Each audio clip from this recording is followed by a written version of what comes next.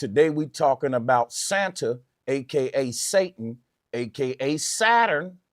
But the symbolism I'm gonna be going into that no one mentions is how the word Santa ties into the word center. I am going to be going back all the way to the origins of the archetype we call Santa today. So if you came here for just another Saturnalia spookism type of lecture, leave. Because I'm going to say some things today you don't really hear nowhere on the internet, right? And what you got to realize, everyone, when they talk about Santa, Satan, Saturn, they like to play these little spooky games as if this is a monster, that's the devil. People, there is no mythological creature called Satan invisibly walking around making people do evil. And what'll happen is you will have all kind of platforms. You will have platforms that's acting like they're against holidays, traditions, and that they're about decoding everything. And these channels will make fun of the Bible. These channels not necessarily make fun of the Bible, but they will attempt to decode the Bible and act like anybody else that takes the Bible literally is slow. That's true, though. It's true that if you take the Bible literally, you ain't on a higher IQ as the person that's decoded. But some of these people that like to put themselves on a pedestal for breaking down the Bible and taking away the spookism, taking away the belief and all that, you know, they'll still turn around when they decode Christmas and give the impression that they believe in a monster or some dragon called Satan. That's right. If you want to be woke, be woke. But being woke is great responsibility. You got to be mature. You got to act your age. You got to think your age, and you won't have to act at all. Your body will do the rest if you think right.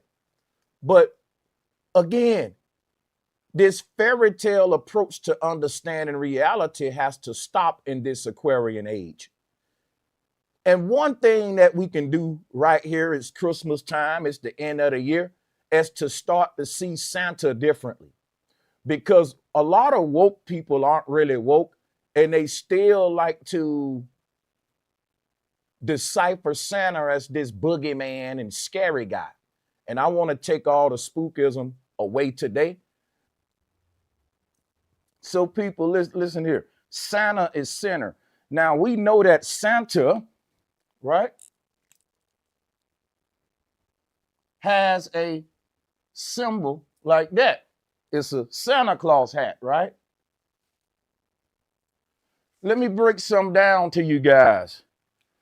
Prior to the 1850s, the concept of Santa had nothing to do with a white guy in a beard. The concept of Santa had something to do with the knowledge of free energy. This is called a Tesla tower. Let me point this out for you. This is the Tesla tower right here. And you can see that it looks like a Santa Claus hat. You can see that this looks like a Santa Claus hat right here. And you can see this guy over here like a mushroom looking character. That is the original concept of the North Pole God. What this little man is teaching is the story that we call Jacob's ladder in the Bible, or being beamed up with a UFO ship. The dome over his head is the firmament dome, the sky canopy. And then what happens is at the middle of the earth, we ascend up through the dome into the upper realm. And I'll show you what the upper realm looks like. The way I got my monitors is tricky here because I got the dual monitors, but let me go to the upper layer here.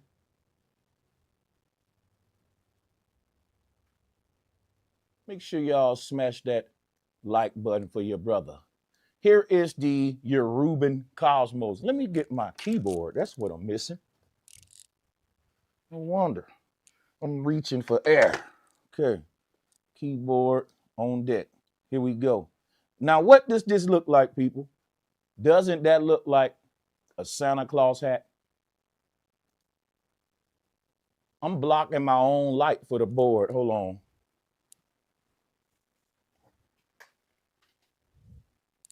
Something happening with my board. All right, yeah, that's it. Now look at this Yoruban cosmos. Doesn't it look like a Santa Claus hat? You can see that this Yoruban cosmos is a triangle with the all-seeing eye at the top. We see that on the money. Now, the reason we have this on the money, which is your Christmas tree, it's the symbol of, it's a plagiarized concept, because what this really mean is how to pull free energy from the ether. And the process of doing that is centering. People, it's centering, okay? It's centering. Now, when you talk about centering or balancing the polarities in nature, it's literally called centering. When you take negative and positive and bring them into unity, you just created a battery. It's that simple. A battery with a negative part, a positive part working in unison, yin and yang. And because the energy is being, what we call it, it's grounded, it's centered. Centering yourself is grounding yourself, but is also energizing yourself. And this spiritual principle can also be seen in physical technology that we use to create electricity. So in the ancient world, there was no such thing as spiritual empowerment without physical technology to represent this spiritual concept. As within, so without, as above, so below. What we're looking at on the right is the Santa Claus hat. You have a ball of, what do we have on a Santa Claus hat, people? A furry white ball. A furry white ball at the top. And look at the all-seeing eye. Look at the all-seeing eye. It's a furry white ball, and it's your Santa Claus hat, people. Where is the all-seeing eye located? In the center. The all-seeing eye is Polaris. The pyramid is Earth. The pyramid represents the physical realm, and the reason why the Polaris is detached is because Polaris is the base reality that is above this place that we're calling heaven. Okay? That is the realm of light.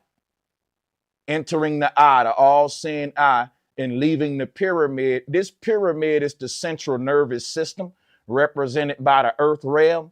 And we can go back here to the Yoruban cosmos and we can see the Jacob's ladder concept. On the right, you have the Jacob ladder story being told in Yoruban cosmology way before the Bible and the Christians. And you can see the Santa Claus concept. Now, let's look at the all-seeing eye. And again, here's the technology for that, the Tesla Tower. They basically wanted to hide ethereal energy, and that's what created holidays and religions, which are just rituals that we do today to hide advanced concepts that we once used to tap into the knowledge I'm giving you right now. So drop a 1 right now if y'all can still hear me, because I'm paranoid. And I don't use this mic a lot, and I want to make sure it's still functioning as intended. Let's show you why Santa Claus got a lot of straps that he hold on to. Santa Claus holds on to all these little reins, and he got reindeers and stuff. Well, the all-seeing eye is Saturn. Many call it Satan. It ain't nothing to be scared of. It represents all of your avatars in the multiverse, all of your avatars that have left Eden, which is here, Eden, the center. Santa represents the fall from Eden, which is the center of the earth. And the fall looks like a pyramid because when our singular consciousness fell, it fell into many individual rays of light or shattered fragments of itself, which all landed in their own universes, which is the multiverse concept. Each one of these bubbles would be a different avatar existing in a different parallel reality. This is the knowledge ancient people would have taught you about center or Santa. Santa is your base version. Santa is the real you. Let me, I can't stress this enough. Let me write this again. Santa represent you at the center sleep in your matrix pod. Here you go right here. This is all of us at the North Pole. All of us exist. Let me show you again in the Yoruban cosmos. The Arubans pointed out a realm above the pyramid where all of us have united inside of this little eye. You see this little dome here? This is Agartha, Hyperborea, Eden, right? It's a little pocket of reality at the very top of the physical realm, but it ain't detached. It ain't connected to the physical realm. As you can see, it's just a little dome here, a terrarium. And this is the real earth, people. This is the real earth. We are down in the underworld, or all of these stacked little dimensions you see here. That's what we would call the earth realm, underworld. And it ain't the real world. It's said that the real world is the highest realm. It exists in the middle. This is Eden right here. This little pocket of life, these beings in this little bubble here.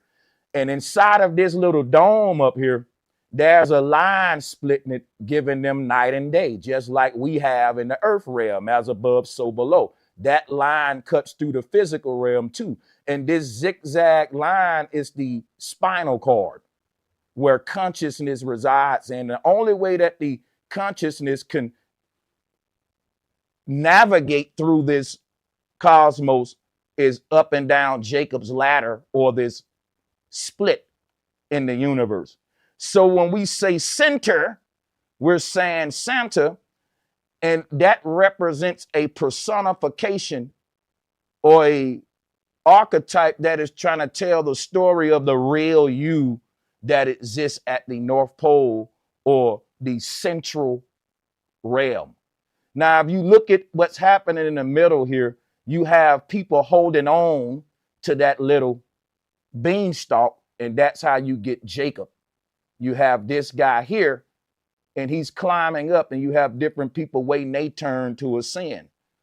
And this center, it ain't really a person as it is a process of a person. It's a transformative process of you shifting your consciousness, polar shift, north polar shift, should I say, up the central nervous system to explore different parallel realities. So when we see Santa traveling in the sky on a reindeer, it's symbolizing your journey through the astral realm, okay?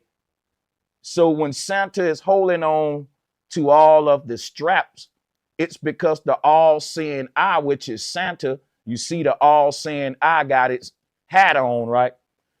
You see that this all-seeing eye shapes like a triangle. That's your Santa Claus hat. Why is Santa Claus flying in the sky? Look at what the all-seeing eye is doing. Look at what the all-seeing eye is doing. The all-seeing eye is Saturn, Satan, or Santa, but it represents your third eye, or mind, which hovers or levitates above the material realm. Hence why we say mind over matter. Okay, mind over matter. The base self is what you're calling the mind. This is your mind. Your mind is a separate version of you. I shouldn't say separate because all layers of self are connected.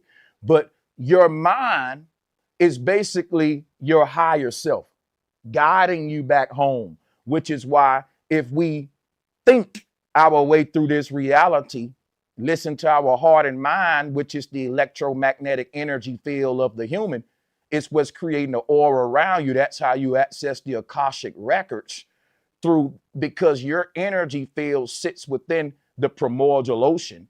Every thought is in that ocean. You can access it using yourself as an antenna. So One thing you got to realize about the word Santa is that a derivative of the name Santa is Santana, which is another name for Satan, Santana.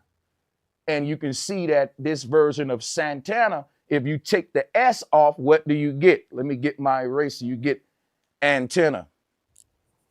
Why does Satan wear horns? Why is Satan depicted with horns? Because,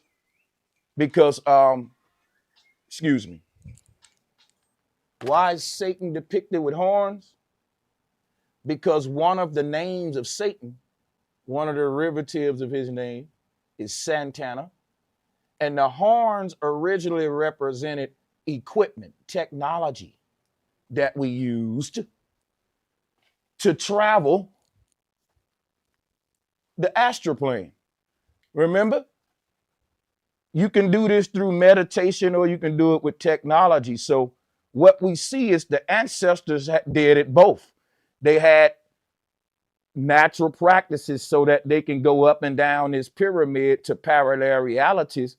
And they had technology like brain-computer interfaces that allowed them to shift the consciousness to parallel realities that we see here as well. And that's called climbing the stairway to heaven or getting beamed up the UFO ship.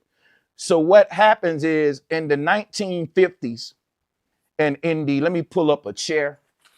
I'm gonna have to tell a little stories here and there. But in the 1950s,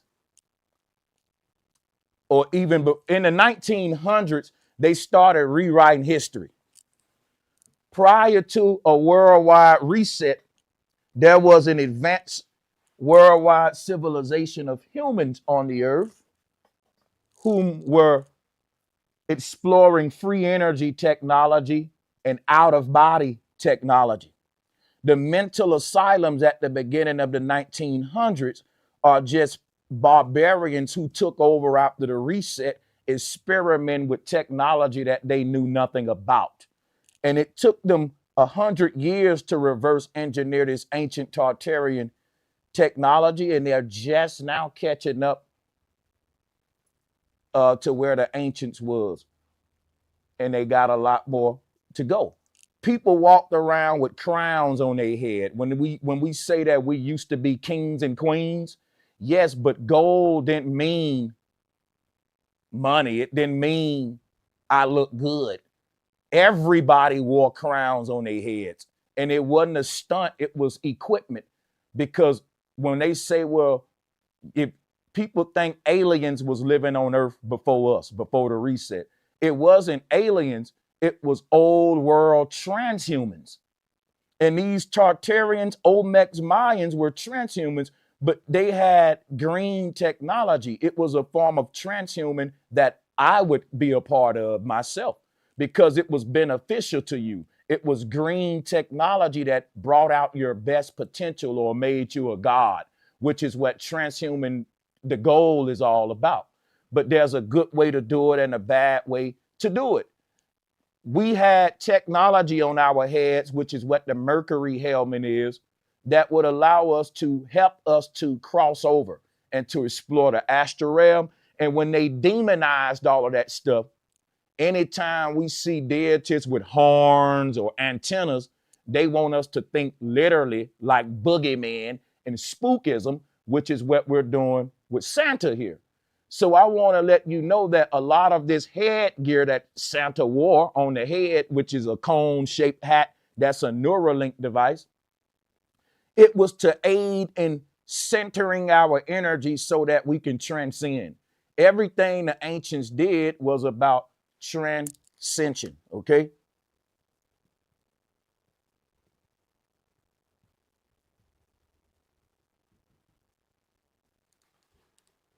Everything they did. And so Santa was able to travel in the sky on a chariot because that chariot is equipment, technology that's allowing us to astral travel. The name Santana has the word antenna in it.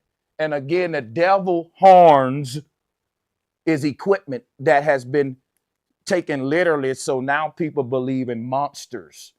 There's an advanced science that's been hidden by holiday traditions and rituals.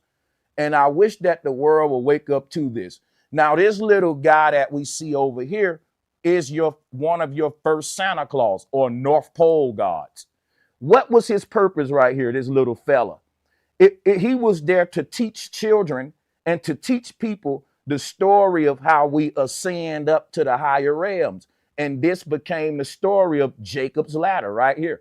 These little mushroom figurines, as they call them, was carved before the 1800s. So all of the folklore and religious and alien talk that we have over here in America, these are psyops to hide what this stuff really meant to the ancient people, which is why the people in power love to push alien stuff, UAP, 3-Eye Atlas, right? The truth is there was a great war fought on this earth that wiped out an advanced civilization, and all of the crater and comet impacts we see around the earth is from an old war that was fought. Now, I'm showing y'all what I told you I would, the symbolism of Santa being a triangle and a circle, which is also the two shapes we use in alchemy. So another thing we got to do is pull up alchemy real quick and pull up the symbol of alchemy. Hold on a minute.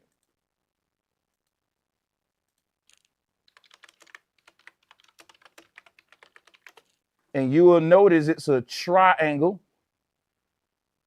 with a circle, basically. And this is the foundation of your whole Santa Claus, the triangle, the circle.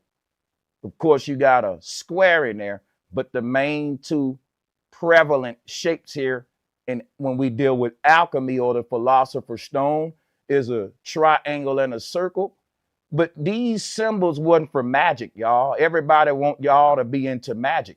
This was for applicable technology that you could use to generate energy from the ether by centering, okay? Which is where the word Santa brings us. Now, people want to know about the gifts under the tree, all the other symbolism. The Christmas tree is literally technology. It was never a tree, y'all. It just became a tree. Our ancestors weren't chopping down trees, putting them in their houses. And in fact, if you read the Bible, it tells you not to do that. The people who giving y'all Christmas, they ain't giving you Christmas. They're giving you paganism and Kabbalism and Celtic Druid wizardry and magic, which is what the Prince Halls and your founding fathers, the pilgrims that came to America, they weren't Christians. The Tartarians were the real Christians. Those pilgrims couldn't build a doggone temple, a cathedral. Who built the churches and temples? The ancient advanced civilization that was wiped out. The cross was a device that helped generate energy. So all of these symbols are technological patterns and devices hidden right in front of our face that allowed the world to be sovereign and free of a fiat government and inflation, slavery, basically, because it was free energy, which is the world Tesla dreamed of. But they hid this stuff with rituals and holidays. That's why I don't like holidays. When we're doing holidays, we're literally performing rituals that undermine deeper shit than just buying stuff for each other.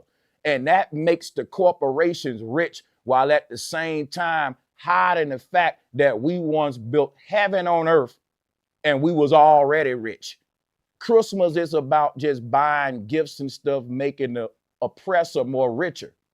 But the original concept of Christmas was to make everyone wealthy and sovereign and rich with free energy. They're hiding this awesome technology of the past behind modern ritual and a misinterpretation and dumbing down of the symbolism. Fear is the opposite of love. So when everyone giving you spookism about Santa and Satan, get away from it. It's bringing your vibration down. The opposite of love is not hate. If you go and look this up, you will see that I'm right.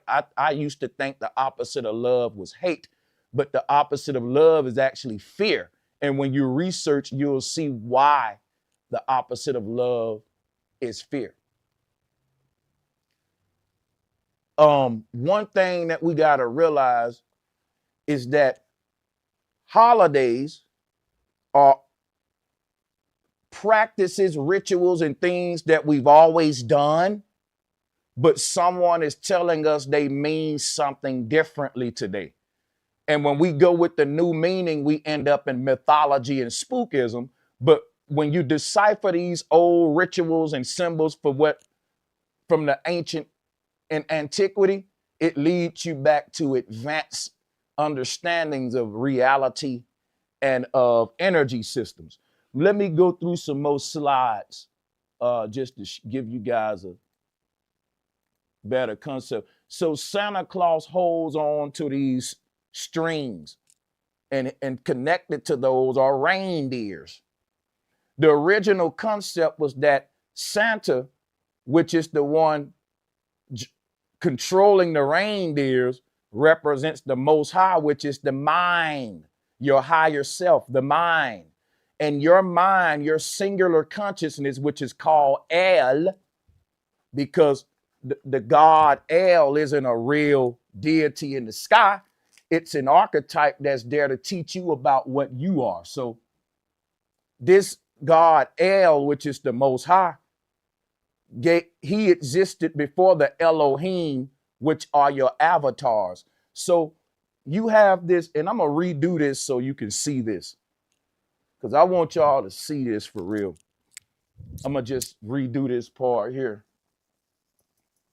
And what you need to know is that up here, what's seated up here in Eden is the real you. And you're asleep like Neo in his Matrix pod. And while the real you is asleep, it's functioning as the mind for all of the lower yous in the parallel realities. There's one mind above that controls each version of you in every parallel reality, but that one mind operates differently in each version of you based upon that one mind being influenced differently in each ether. Every parallel reality is its own frequency. So when the one becomes all, as it copies itself in every parallel reality, each copy is a slightly different version based upon the frequency of that parallel universe. So stuff like this, it got turned into Santa Claus traveling in the sky with reindeers. Okay. This concept here became Santa Claus traveling in the sky with reindeers to deliver gifts. But the gifts that's delivered from the center or from heaven, from Eden, are thoughts, are awakenings, are neural highways opening up to remind you of who we are up here, not who we are down here. So once these versions of you start to open up their mind, the light of heaven will be able to shine inside of them. And then it will sync all of them with the same behavior that this guy has. Because right now, all of these lower versions are doing their own thing because they're being influenced by the frequency of their own world, the world that each one of them is in. But you don't really live in the world live in you. And your world is basically a mental paradigm that we shape and create from within. And once all of your avatars realize that, they will open up their minds and let the light of your higher self shine in each one, in each world. And when that happens, Santa literally will be traveling the astral realm as a multidimensional being, controlling all of his reindeers. He got them in order. right? That means you will have the ability to live out multiple realities at once. And this is starting to happen now. Now, a lot of people they saying that it's a lot of people are going crazy on Earth. If you see what's happening in Portland, it's a worldwide epidemic of psychosis. And a wise professor, this Japanese professor, his name was Professor Emoto. He said that from the years 2015 to the years 2033, that we will be in an era on Earth that he called Psycho Nation. And we're there right now. And you can tell with the rise of antidepressants and everyone self-medicating, but also with the rise of people just going crazy, talking to stuff that ain't there, interacting with stuff that ain't there. These people aren't crazy. They're seeing into the other part of reality that we stopped seeing into. We're not using our full senses, everyone. We're using like 10% of our senses, which is why we're stuck in a 2020 reality. There's more to see and more to hear around us, but we're malfunctioning. There's a whole reality is right here. We just can't see it. We can't hear it, but it's there. And we say this is where dead people go, this invisible spiritual realm. It was never invisible. The old world humans lived in a world where the unseen was seen. There was no veil over reality till after the reset. And why was there no veil? Because they created a highly technological civilization that allowed them to astral travel or to be Santas, which is God, Satan. The people who were the gods, who had the equipment, the technology to make us multidimensional beings, they were wiped out so you can be trapped here in this one dimension. And instead of them telling you the truth about Santa, they turned him into Satan and demonized all of this stuff so that nobody want to really investigate and do the research I'm doing. The most they're going to do is say, Santa is Satan, stay away from it. That's Saturnalia, right? That's the new age watered down bullcrap. So let's switch slides, y'all. Hold on a second.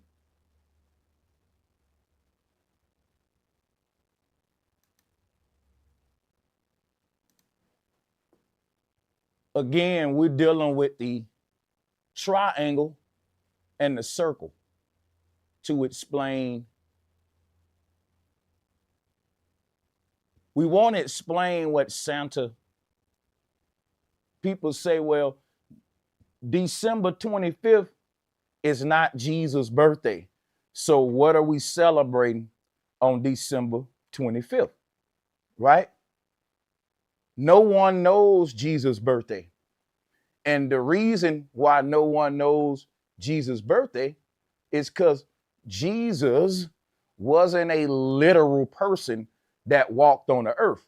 Jesus is an archetype that is equivalent to Santa or Center, which is why Jesus was erected on top of Mount Calvary. This is Mount Calvary right here. The pyramid that the all-seeing eye sits on top of is Mount Calvary.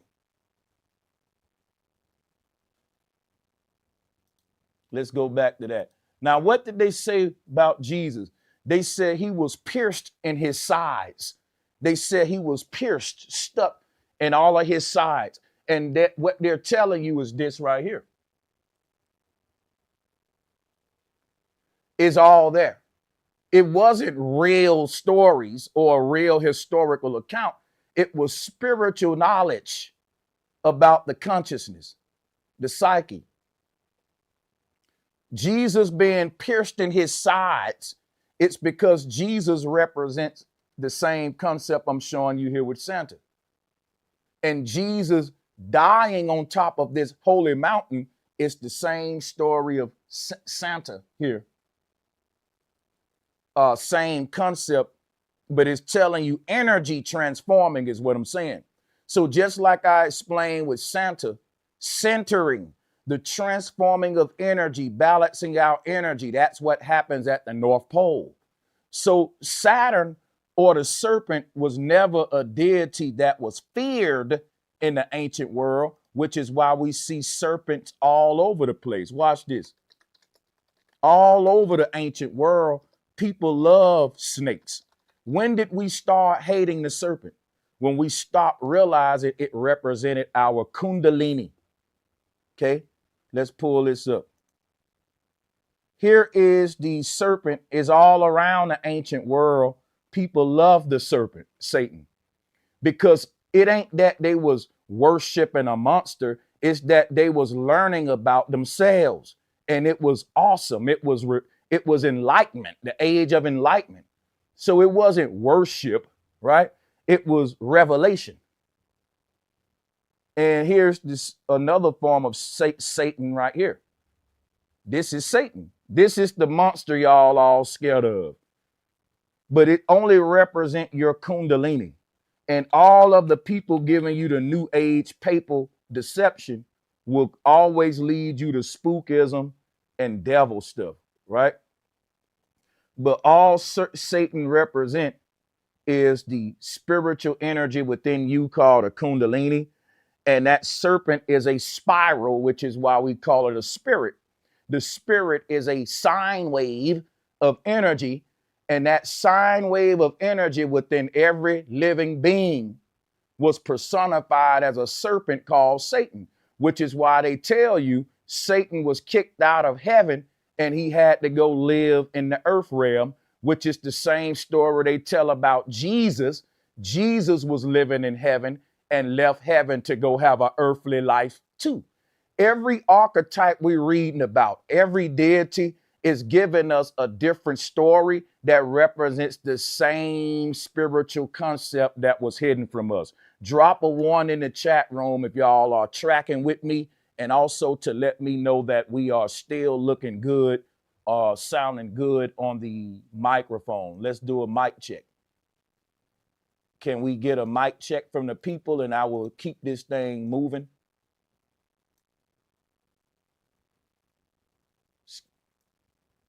Okay, I'm on.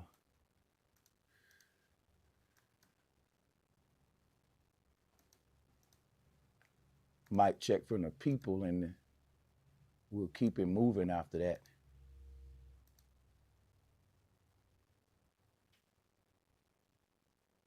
Thank y'all for the mic check. I'm gonna keep it moving. And we're gonna go to the next slide. Trying something new here, so bear with me. All right, let me go to this next one now. So Santa center, talking about balance. Now let's go here. Because what happens is we know that the kids sit on Santa's lap, right? When it comes to the rituals we do, we let our kids sit upon Santa's lap. And I want to give you guys the original story of that, because everybody keeps saying Santa is Satan, right? Let me share some with you. When you do that, you're going against your own ancestors like they want you to do. Why? Because check this out, right? Santa ain't Satan.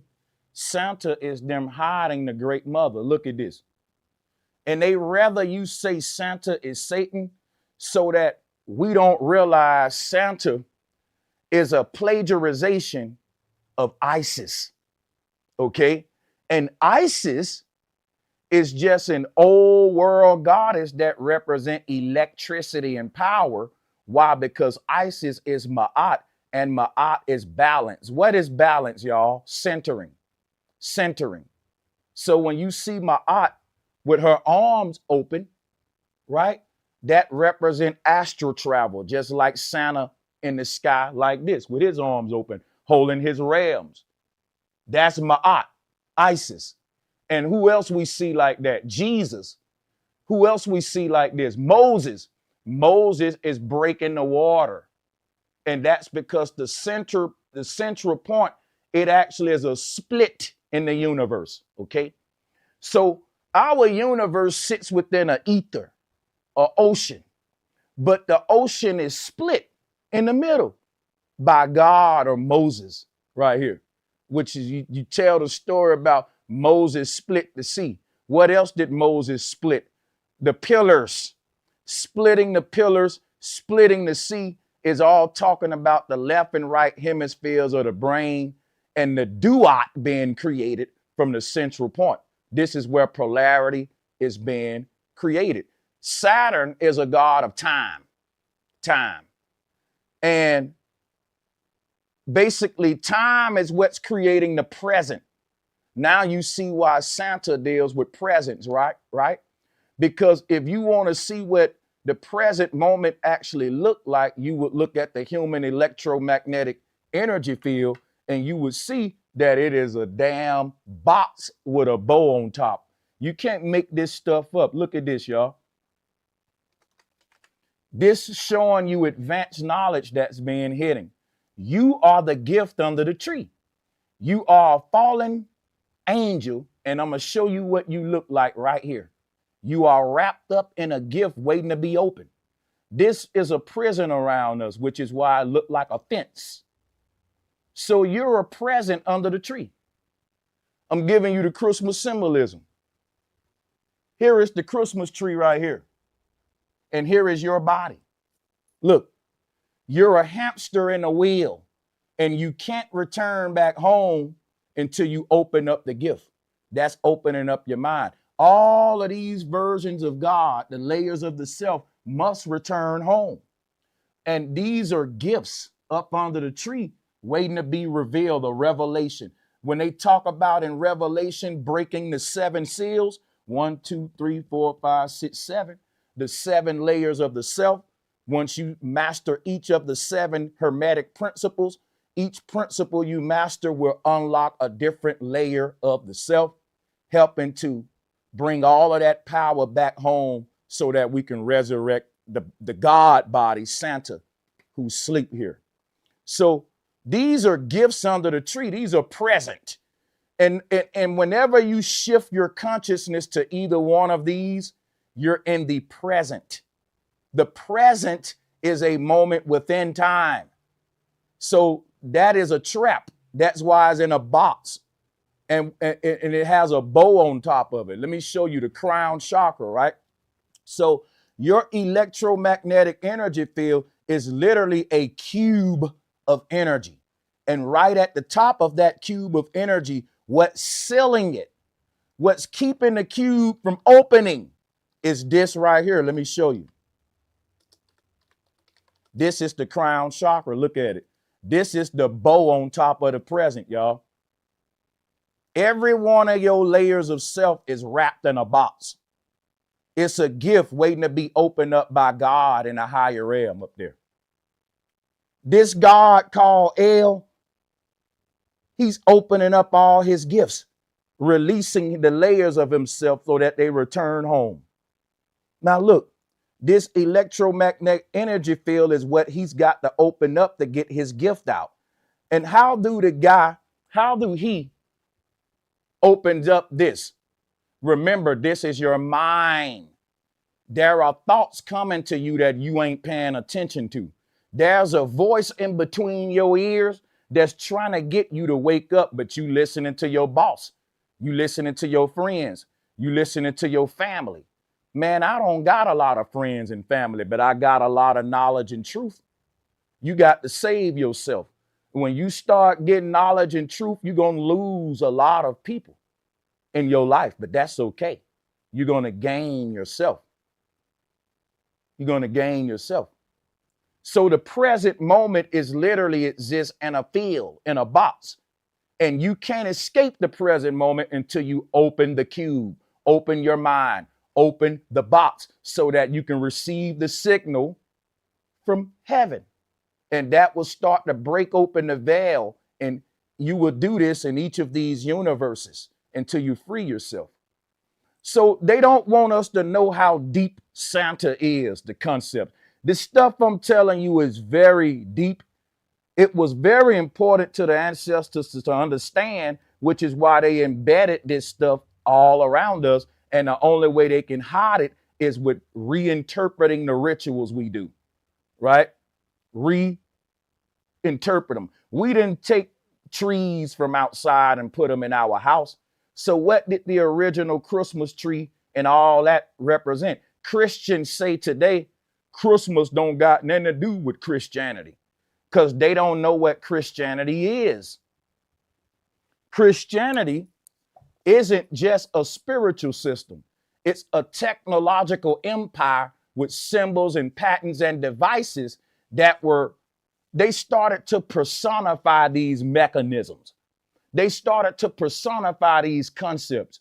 But these concepts could transcend the spiritual realm and become applicable science that we use to create technology in the physical realm. So let thy will be done on earth as it is in heaven.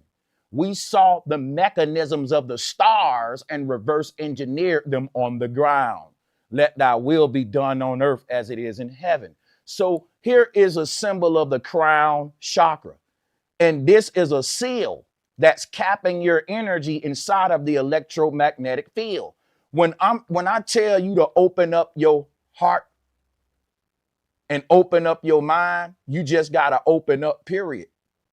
Because each one of your chakra points is a mind. You have 7 chakras because you have 7 different versions of yourself in 7 parallel realities, and all 7 of them are influencing each other. So your sex drive is a whole nother you in another universe that's freaky as hell. And his whole life, he just chasing draws in that universe. And you got to work on him, right? And you're working on him by mastering your sex drive here.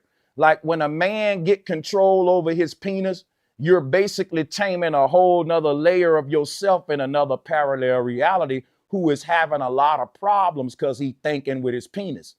So there's another you in a parallel reality, and he influences the you here, which is why you got to work on yourself. And all of this is yourself. We're not one being. We are a multidimensional, layered being, and this is what they fear. They fear us tapping into the Akashic records or the other layers of reality. And because they fear it, they give us these stupid rituals like Christmas, Halloween, all of these things. They're hiding deep symbols and deep concepts about our transcension. And we'll never tap into it if we keep this stuff watered down. It's truth hidden right in front of us. So what happens when a person opens their mind? This is like a vault mechanism. You call it the crown chakra, but the middle circle that you see in the middle, it opens up. It'll spin like a bottle cap and it'll unlock this flower. This entire flower that you're calling the crown chakra is just a seal. And once you open up the mind, you open up the crown. And when you open up the crown, you unravel the box around you or the electromagnetic field. And they actually taught us this. I'll show you this right now.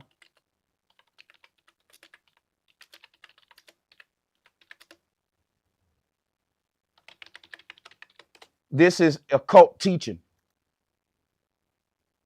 where you're, hold on. Hold up. Here it is here in the occult. It's talking about turning your cube into a cross.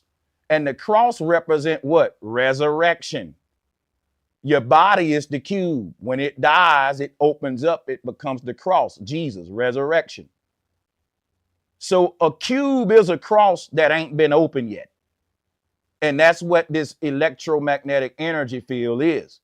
Once you open up your starship and connect with the higher version, this little gate around you it'll vanish. That's the story of Samson. And your consciousness will be free from this realm. It'll unite back with center. So this box here can be open, but you got to open it from the top, which is opening your mind. How do we open sodas?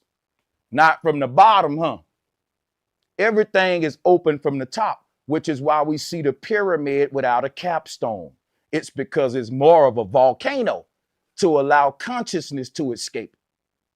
Because he's not capping the pyramid. He's a receiver of the ones that are saying up the mountain, and they unite with him, right? And what is a receiver, guys? What is a receiver? An antenna. Again, put an S in front of antenna, you get Santana, because that's just another name of Santa. I see we getting quite a few super chats, and I want to thank y'all very much. But I'm not in a position to read down the list from over here. So do me a favor and let me give you this download. And when I get back to the desk over there, we're going to read the super chats. I don't even have access to the stream deck right here. So let me just stay over here and give you the lesson, give you the knowledge, and then we'll hop over there and call out the donations. Now, this is going to get very interesting because earlier I talked about this. Let's go into it. ISIS, let me clean the board. I think we may need to utilize some more of this area here. So let's talk about this right here.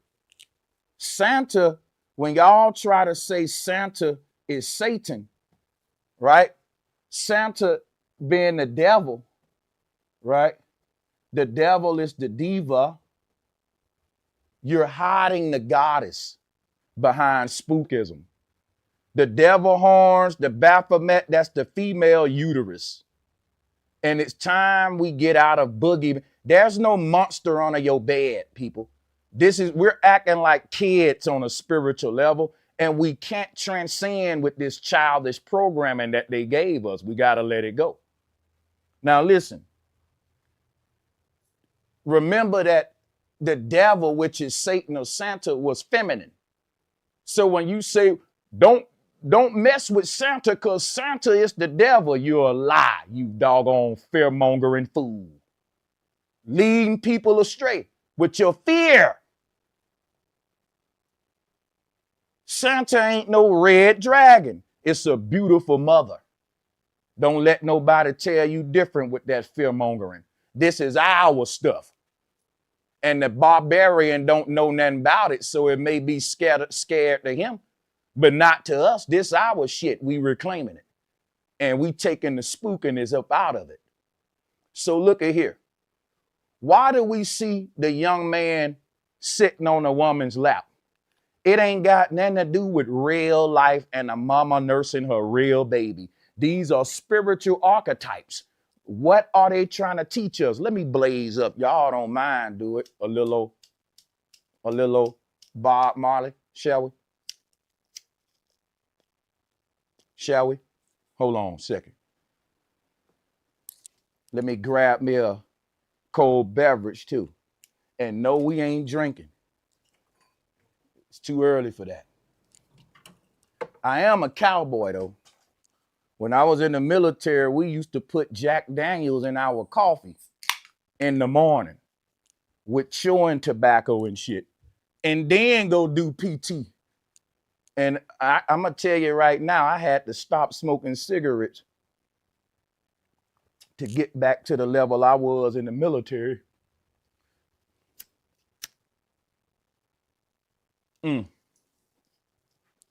Look at here. Let's get to it. Let's talk about how this goddess that we call Isis was an old world Tartarian goddess that was not exclusive to the Egyptians. She was all over the old world. Now look at here. What do we see in the word? I want to make this bigger, y'all. I'm so sorry.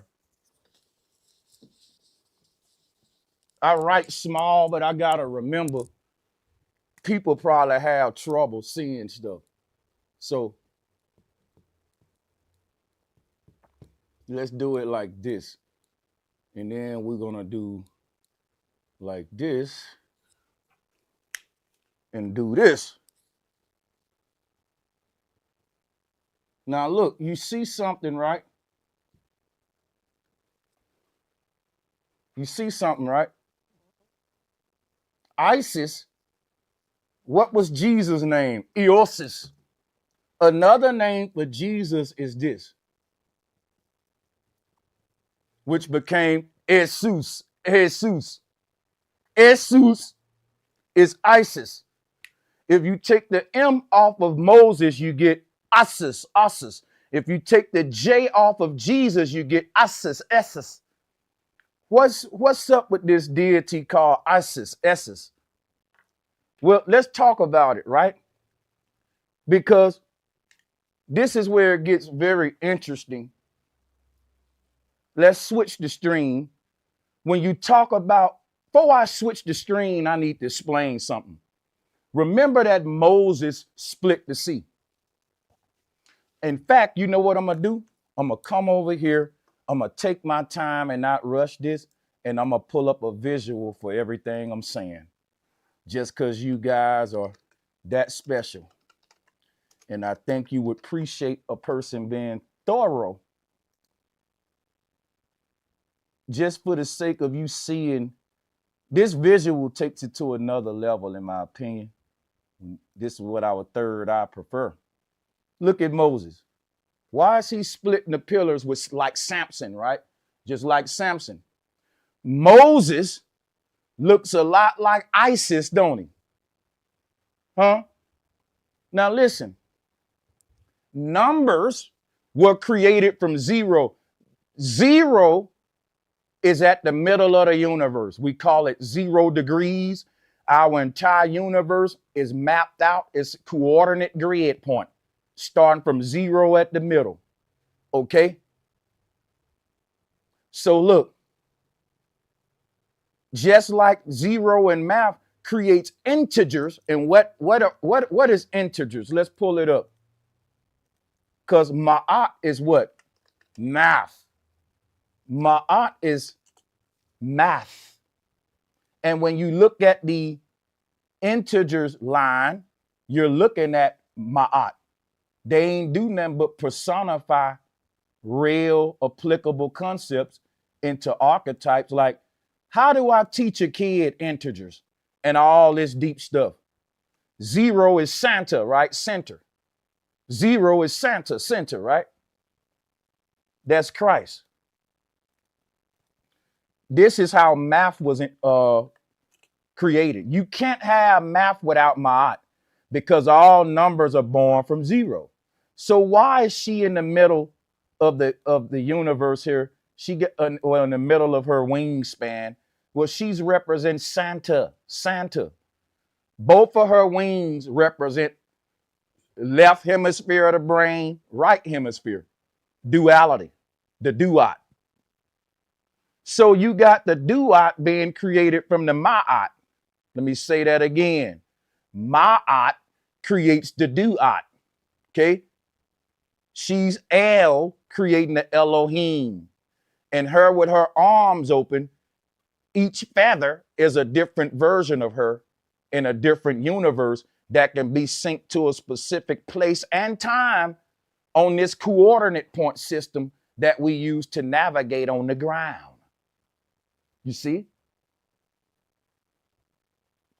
This ain't just spiritual stuff. The spirit realm was the real world to the ancestors. So when they was dealing with ma'at, they was dealing with what we call math. Right? You think the ancestors was into spookism. They was just personifying the sciences into deities so that knowledge would be universal among all ages.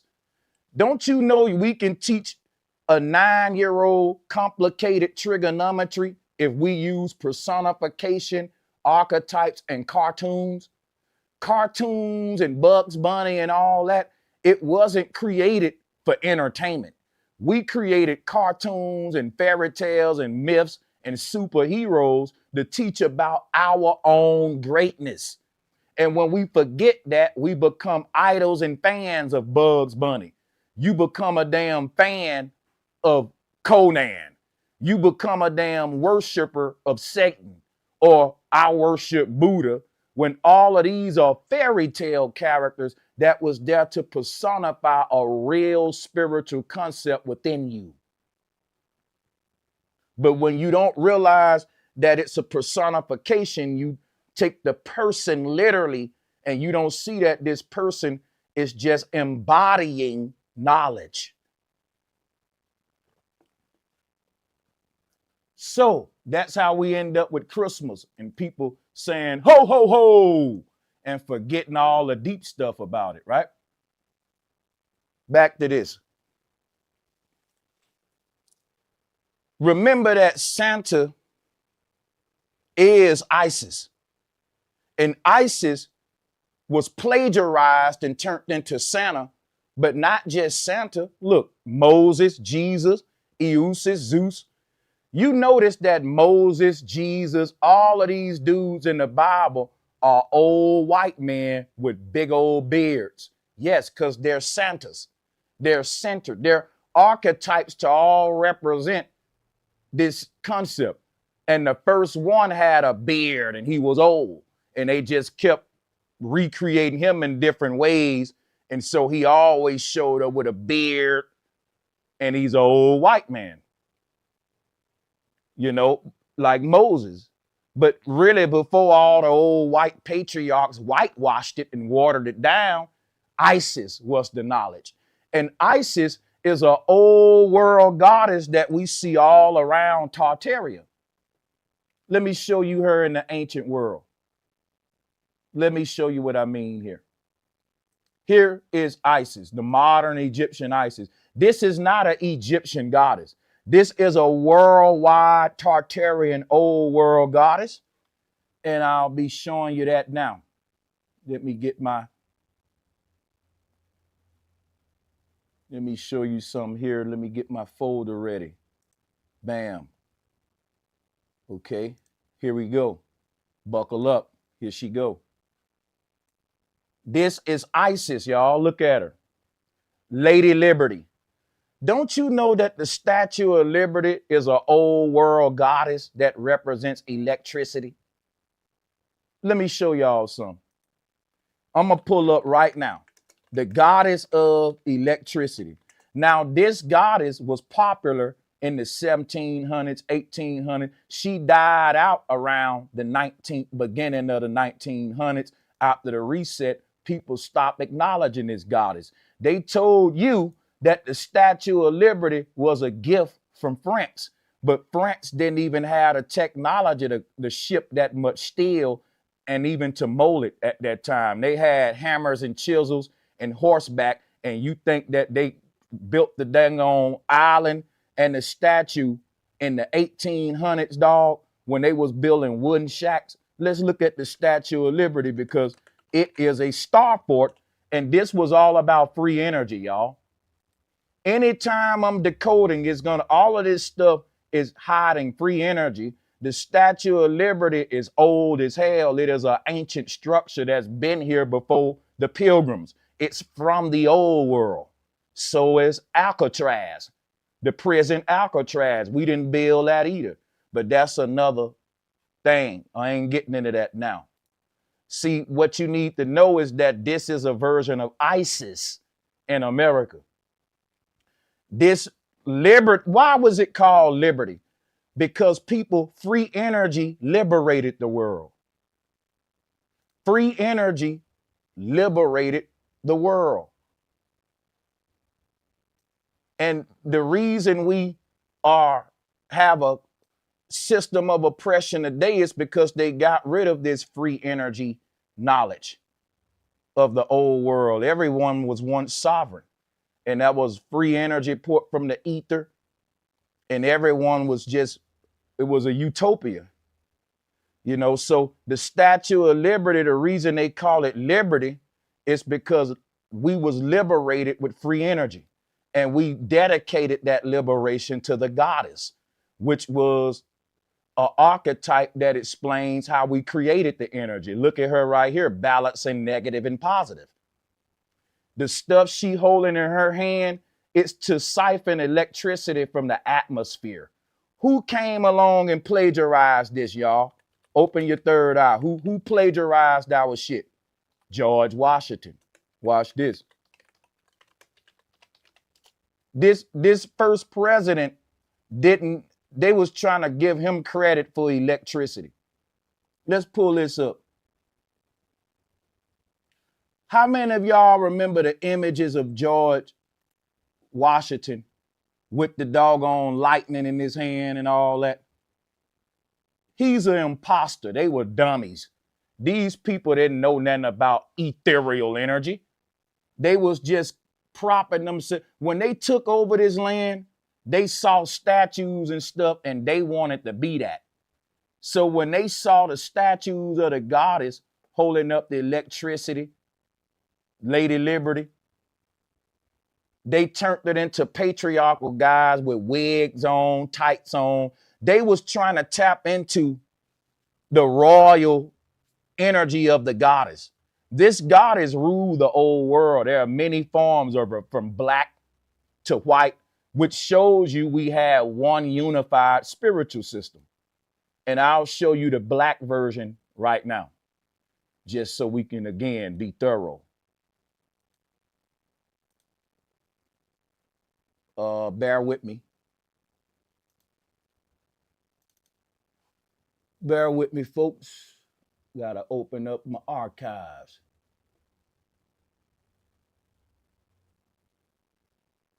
Because it's important we see the connection and not just hear me say it. All right, here we go. Here we go.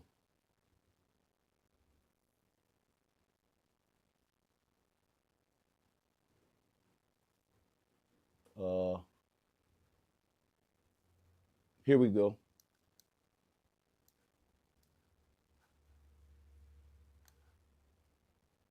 Takes it a minute, but here she go. This the black version. This the goddess of electricity, right here on the right. Isis. Remember, Lady Liberty got spikes on her head. Look at this goddess. She got the spikes on her head. No matter what color you was, everyone had the same deity. I said George Washington. Thank you, chat. It's Ben Franklin. It's Ben Franklin. He plagiarized this stuff. They didn't know nothing about electricity. Not even Nikola Tesla. Tesla didn't invent nothing. I love Tesla to death, but we got to tell the truth about him too, man. He didn't do nothing but rediscover stuff. But like we said, Ben Franklin, let's change it now that we know the truth.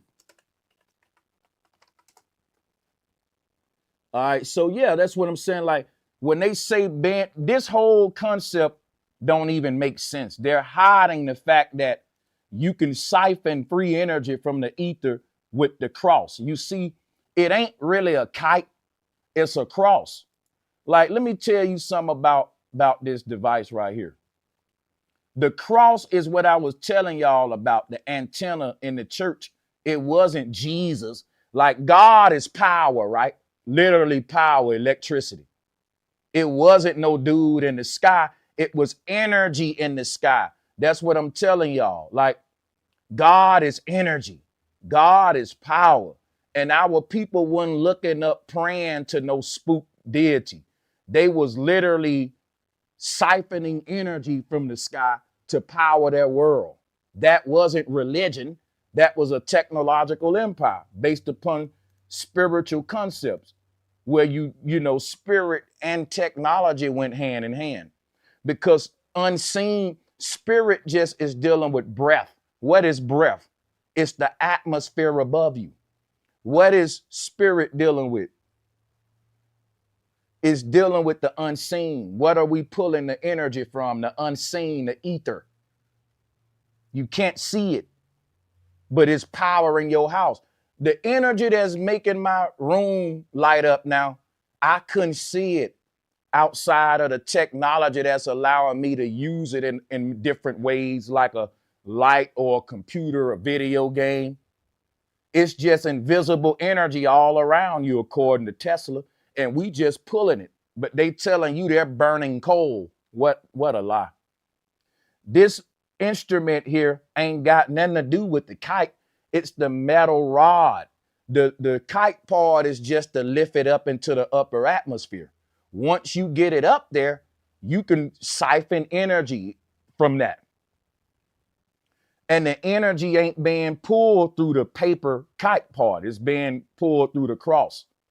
That's why the cross is a symbol of transformation, because the invisible energy in the atmosphere get transformed into some we can harness for electricity once it passes through the cross, which is why Christ says what?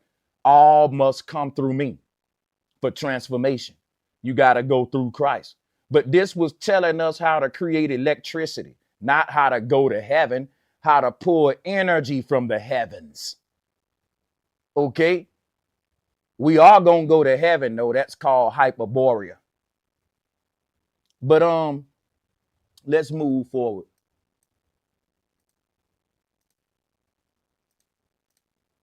So here is Isis in the old world. And you can see she got her balancing scales, sun and moon. Sun and moon are negative and positive to a battery. Earth is a big battery. It's a big free energy device that'll never run out of energy because it's perpetual motion, which why no one should pay for energy. Don't that sound familiar? I sound like Tesla, don't I? That's what got him silenced and eventually anathematized.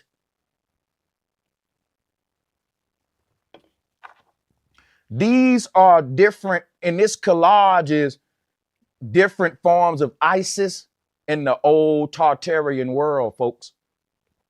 And this is also the Dogon goddess in Africa. So no matter where you was on the earth, we all had the same goddess of electricity.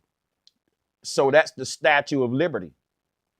She's the statue. Lady Liberty balances the scales. It's called Libra.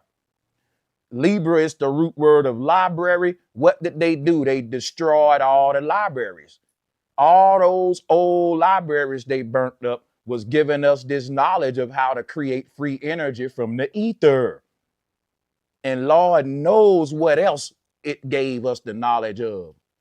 We're talking millennia worth of knowledge destroyed in a little time. So the fact that you got the word Libra in library, we know that Ma'at is Libra, right? That's Libra, that's liberty, liberation, Libra. And because she holds all of the Akashic records, that's like I said with Santa, this is the library right here. It's right here. From this point, you can pull from any book below. But every book below got to pull from above. Think about what I just said. That's why I said Eden is the library where all of the shit is written out, the history of the earth, the knowledge of your reincarnations is all in this sleeping God. He's just going out here in this world to get more experiences to fill up in his bookshelf up here, expanding his library.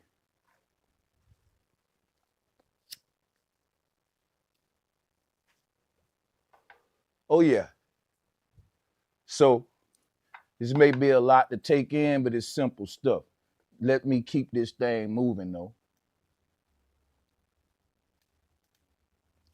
Again, Lady Liberty, excuse me, this is Ma'at right here. The Statue of Liberty, what they not telling y'all, the Statue of Liberty, I'm sorry, the Statue of Liberty is a modern westernized version of Isis, right?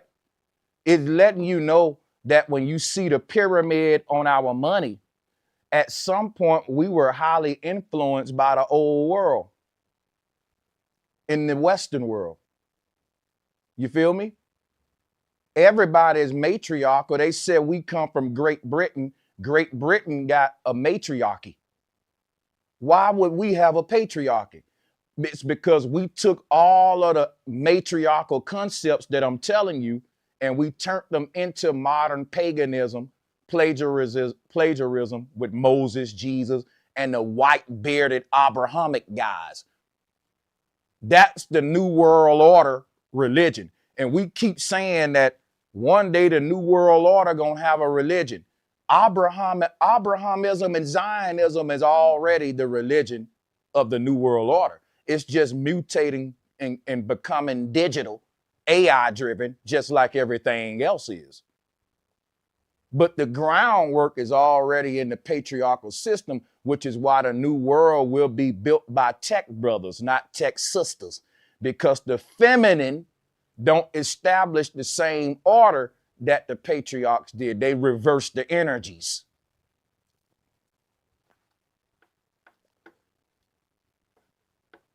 Hold on. So we had principles like the 7 Hermetic principles, the 7, it's so many 7 different principles. I can't think of them all now, but each principle governs a layer of the self that we must master. This is the knowledge that rolls us up to our higher potential. And when they hear all this, we got a bunch of low vibration beings partaking in rituals and traditions that they don't know where they come from, so they ain't gonna wake up till they have this revelation. See, when you say tradition, what are you saying? Let's go into that. I keep telling y'all now, right? When the pilgrim came to our empire, it was trading going on. We didn't even understand what tradition was. We didn't have traditions. We had truth. When you have truth, you build on that. And if you think about this, right? Truth is gonna always be repeated over and over because it's true. If somebody asks me 2 + 2, I'm gonna say 4. But 100,000 years from now, if someone asks 2 + 2, it's still gonna be 4 because truth is consistent. What's the other consistent thing other than truth? It's called tradition. It's just what we repeat, not because it's true, but because that's what we were told to do. This is what my parents did. There's no reason for us to do it other than, hey, he did it, so I'm gonna do it. Monkey see, monkey do. Ain't no truth to these traditions we do. And what the root word of tradition is trade. Because you trade your truth for traditions. People with truth don't have traditions. And people with traditions, you guessed it, they don't have truths, folks. Because you have to trade one to have the other. And you can't have them both. It's like fire and water can't occupy the same boiler because the water will just, condense and turn into steam. Some gonna win. And if it's too much water than fire, then the fire gonna get put out by the water. But the fire and the water ain't gonna just sit there and get along. Either the water gonna boil away or the fire gonna get extinguished, depending on which one most stronger. And that's like truth and tradition. That's like truth and tradition. So both of them are repetitive, and the third eye loves patterns. The third eye loves repetition. It loves patterns. And what Saturn did, it created tradition. When you want to talk about Saturn, time, the trick of trapping a person inside the simulation, it's through traditions. When we say let's wake up, what are we waking up from? Program behavior. What gave us the program behavior? Our traditions. And once we get rid of the traditions, the truth is always there up under them. We don't even have to even go look for the truth. We just remove the traditions. and the truth will be revealed. It's buried under your traditions. So my job today is to decipher the traditions, the rituals, go into the symbolism to show you the truth. Is that all right? Is that all right with y'all? Drop a like, drop a share, and we're going to keep this thing rolling. Because this is very important right here, the fact that all of these are different variations of Ma'at or Lady Liberty all around the world, y'all. And it represents what? Santa, which is center. Because what do we see here with the goddess? She's in between the sun and moon. She's at the center. And that's why we say Santa is center. And guess what? If the sun and moon is above your head, then where would you be? You would be on the goddess lap right here. Look at here. Our whole world, we're sitting on the lap of the goddess, which is why they call Earth Mother Earth. It's a living female, whether you want to see it or not. And we're killing her. See, the babies sucking on the breast represent us pulling energy from the great mother, from the ether, because Isis is a sky goddess too. She's a sky goddess, so she represents the atmosphere and all that. So when we're pulling free energy from the air, we're personifying this technology as a baby sucking on the mama's breast. So you can interpret this in a literal, regular way, and you won't be wrong. But the intent is to transcend, to see the deeper occult meaning. And you going beyond, you say you want to go beyond the veil, right? Then you got to go beyond the physical meaning, the bodily, biological meaning, to see the higher spiritual meaning. Because in a lot of these symbols, it's multi-layered truths. These symbols will never go nowhere in your whole life, but you will start to see them differently the more your third eye open. So the more my third eye open, I'll come back here and give you this same symbol and blow you away in a different way that didn't nobody see at first. You see what I'm saying? It's the same symbols that's been here, but we're starting to now see them for what they really are because we're looking beyond the tradition at the truth. And what enables us to do that is syncretism, sacred geometry, etymology, getting our Indiana Jones on, all right?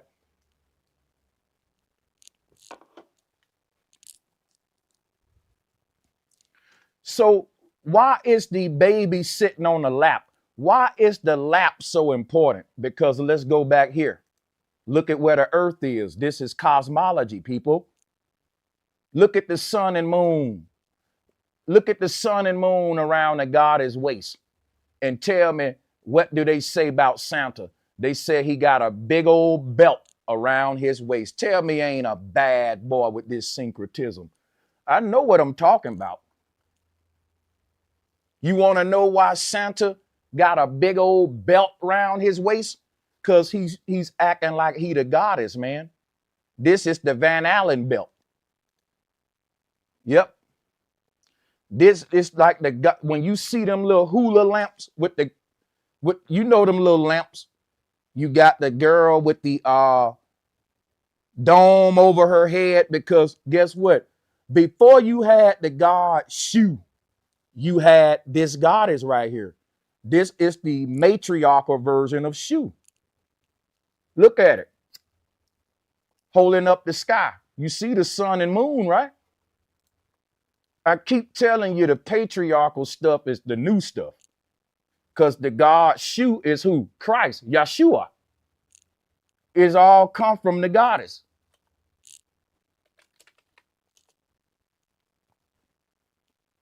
Drop a one if my mic is still clear, because I'm fumbling and stuff. And I don't want y'all to miss out on not a one word. Give me another mic check, drop the ones. But before Shu, we had the goddess. And here Jesus in between the two thieves, or Ma'at in between the two scales, the balancing scales, right there. So Iusis is Iusha, Yeshua. Jesus is Shu, right? Jesus is the god Shu. But before all of these patriarchs, again, it was Ma'at. It was just the goddess.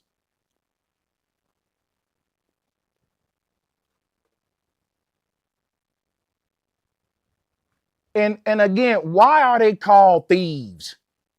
Why is they called thieves that's surrounding Christ and Shu? Well, the reason they call thieves, we're dealing with these versions of the self that's in the lower realm. They are only living because he's dead. When they tell a story in Egypt about the body of Asa being chopped up, they telling you this same story of how in the higher realm, El became the Elohim. Let's put it, let's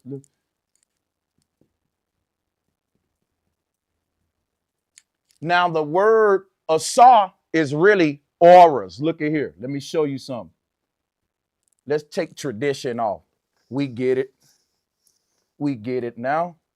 Let's do this. These are your 7 auras, but the Asa is just them taking the word auras and rearranging it to throw you off. You see what they did? You see what they did with Asa? See, the reason, right? The reason why Asa body is chopped up and he still is resurrected again is right here. Because Asa is El, the singular version of you in the base reality. When that consciousness fall, it don't just fall, it falls apart. It falls apart and it breaks into different lower levels. And what's keeping each of your avatars alive in those parallel realities is that they're siphoning energy from your dead, sleeping God body. And God can't wake up until all of your lower selves go to sleep. Until all of these shut off, he can't wake up. When he wake up, they shut down. When they wake up, he shut down. So when you fall, this story of a Sar body getting chopped up is another form of Santa as well, and the reindeers. But people are telling you this one truth in many stories in many ways. You know what I'm saying? And so I gave you the Santa Claus story because Santa controlling each of his reindeers is the Most High controlling each of his avatars. But the same with Osiris, he's just showing you the auras. The auras that are the auras are the Elohim. The auras are the Elohim, and these are the 7 Jewish menorahs, candlesticks. You ever heard of the menorah? In Judaism, the menorah, it's the aura of man. And why is the word aura there? It's orally done. Let there be. Let there be. It's cymatic, sound, vibration. The dreams of the Most High are vibratory signals in the ether that are creating experience in many different layers, in many waters. In other words, images are sound, vibrations, signals that are manifesting in a lower realm. But the signal is coming from what? The antenna, the higher self. What do we say about the word antenna? Put an S in front of it, Santana, which is another word for Satan, Santa, the fallen one, Osiris. Look at here. This is where the signal coming from. And until each of these receive the signal, they ain't gonna wake up. It's something blocking the signal. It's something cutting that signal off because they don't want the truth. And that's what they're not gonna be able to stop for long, right? The voice of God is speaking. That's what these rays are. It's orally vibration. Wake up, right? And once you're able to hear this signal and receive it, the process of awakening starts. And that particular version of you, once this bubble is removed, it can be reeled in by the fisherman. Beamed up, beam me up, Scotty. Once you remove his bubble, now we can reel him in. And he will merge with the Most High, and that'll be one less fallen angel. And then we're going to keep doing this until we withdraw ourselves from these lower realms, like the fisherman, Christ, casting his net here to catch. See, all of these stories and rituals, again, it's telling one truth, guys, which makes my job with syncretism very easy because I know what to look for with any story you give me. It ain't like it's such a big gift that I got. It's a cheat code. Like I won't even prop myself up that high because any fairy tale or myth that you give me, I know it's just another telling of this one truth. So how can I not find the truth when I know what to look for? My third eye is open. That's why I'm trying to give you guys this gift. Can't nobody get you into spookism, belief in la la land with fairy tales once you know what I'm showing you here. Because you're going to always know what to look for, and you're looking for yourself in all of these stories. When you say mystery, you're saying my story. There are no mysteries. It's only my stories that they're telling about me and my journey in the flesh as God. Okay? Y'all got me? Ain't no such thing as a mystery. It's just my story. And once I know that, there will be no mystery. And that's what I'm doing here for y'all today. So, let me see here. And notice that when you say the word Elohim, the word Elo is where we get the word halo from. And when Jesus is saying with a halo around his head, right?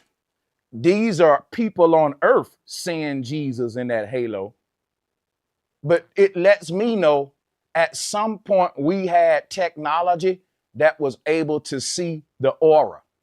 Like today we wear sunglasses and they tell you, oh, it's to block the sun out your eye. I don't think the old world humans had problems looking at the sun without squinching. We built different.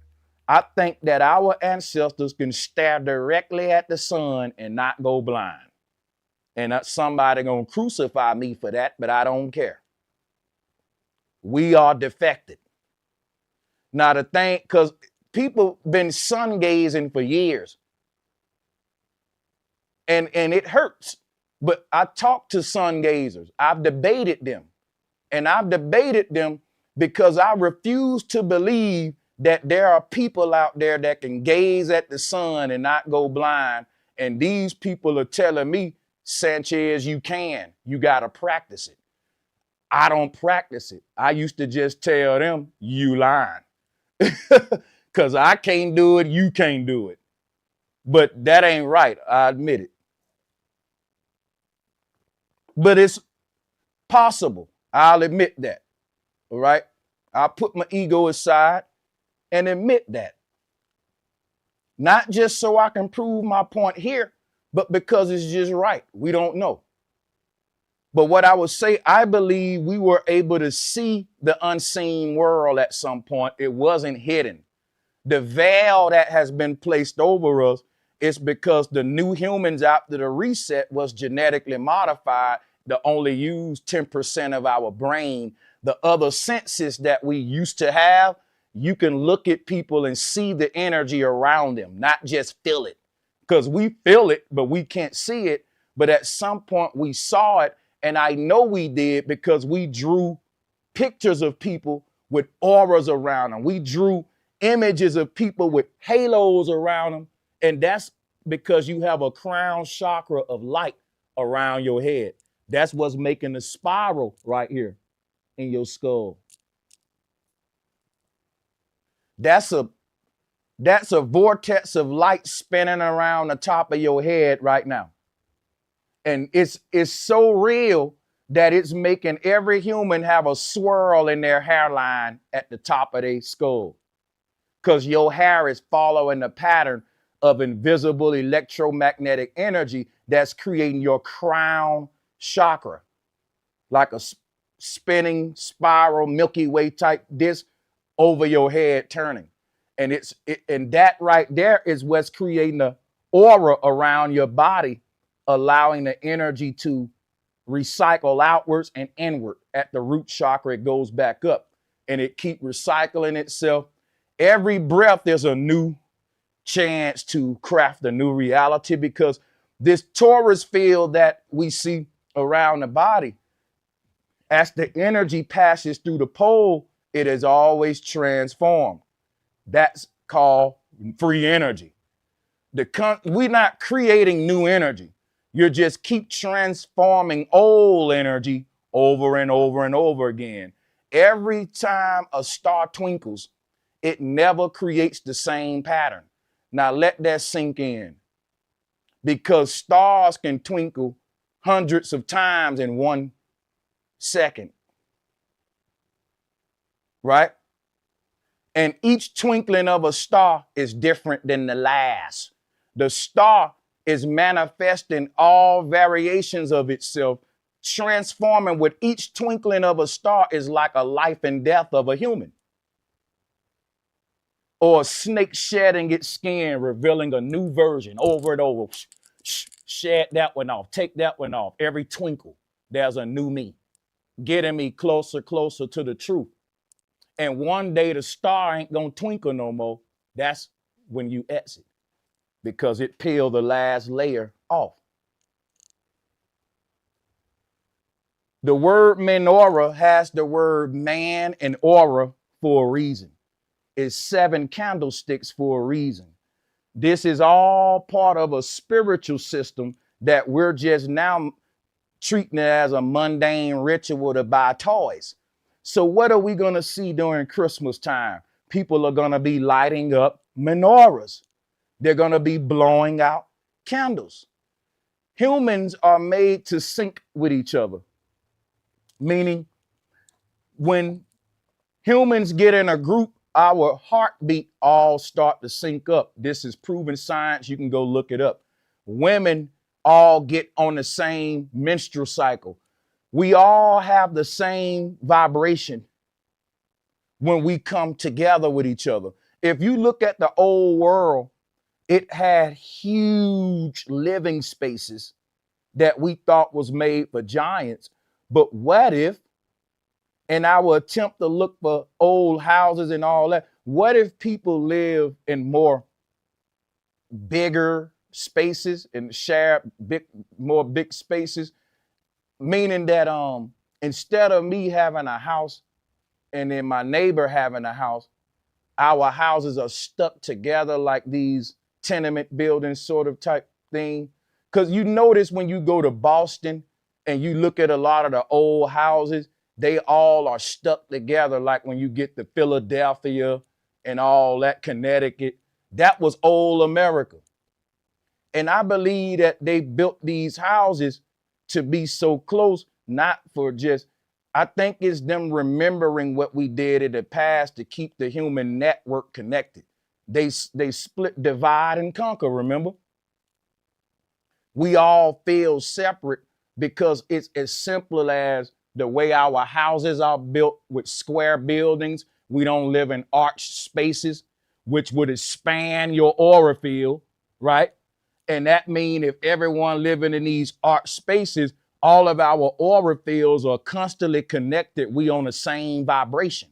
And if we all on the same vibration, it ain't a bunch of division with him on this energy, them on that energy, which is like Democrat, Republican, MAGA, liberal, Crip, blood. Like that's only possible in a modern world that's built to perpetuate the division. The old world was literally built with spiritual unity in mind, if that make any sense. So what happens is The numbers we put on our calendars ain't real. Time is infinite. And just because you got 10 months or 360 days, that's the illusion of time right there. It's just a referencing numbers that we use for organization. So I can say, hey, meet me right here on this day and that time. Because if we don't got that, that'll be hard to do, right?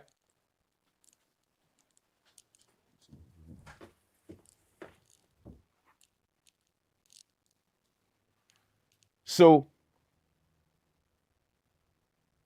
basically, when a year reset, we feel new. Like New Year's is gonna feel like a brand new year, even though ain't nothing changed. Ain't nothing really changed. Time ain't calculating months and doing holidays and all that. We are. But what I'm saying is Christmas is a frequency, it's a vibration. It ain't just a holiday. It's literally a frequency that they're using to reset the calendar in our mind. Time ain't just what we think it is. Hold on a second. Man.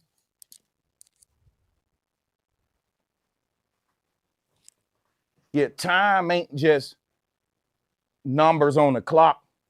It's our perception of changes around us in different symbols, like in the subconscious. So when Christmas time comes, what color do we see? Bright red. At the end of the year, you got this bright red that's telling the subconscious, stop, halt. We at the end of we're marking an end subconsciously. The bell ringing in school represent the end of a class, right?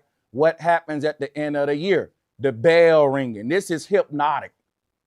Now, people who don't do this deep research, they're never going to understand why Tesla said, if you want to understand the secrets of the universe, think in signs, sounds, patterns, right?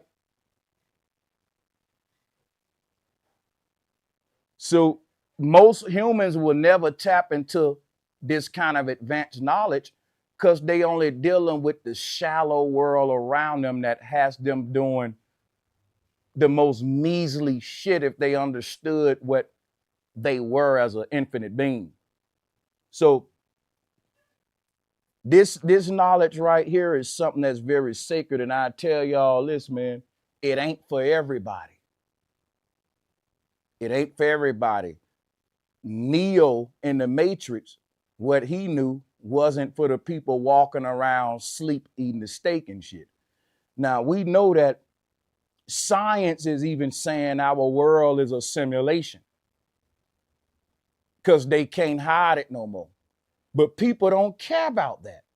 You can tell people right now they in a damn video game and they still gonna continue as business as usual.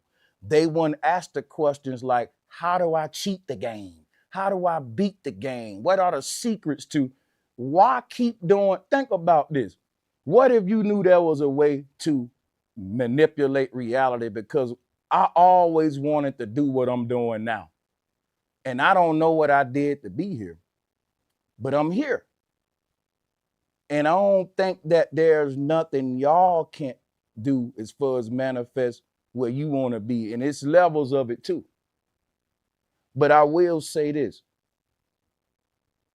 I believe that the most elite people in the world, they ain't operating under the same paradigm you are when you're just going out there responding to a world of capitalism. You ain't really living.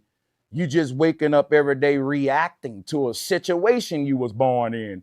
To what's that situation? I gotta get money, man.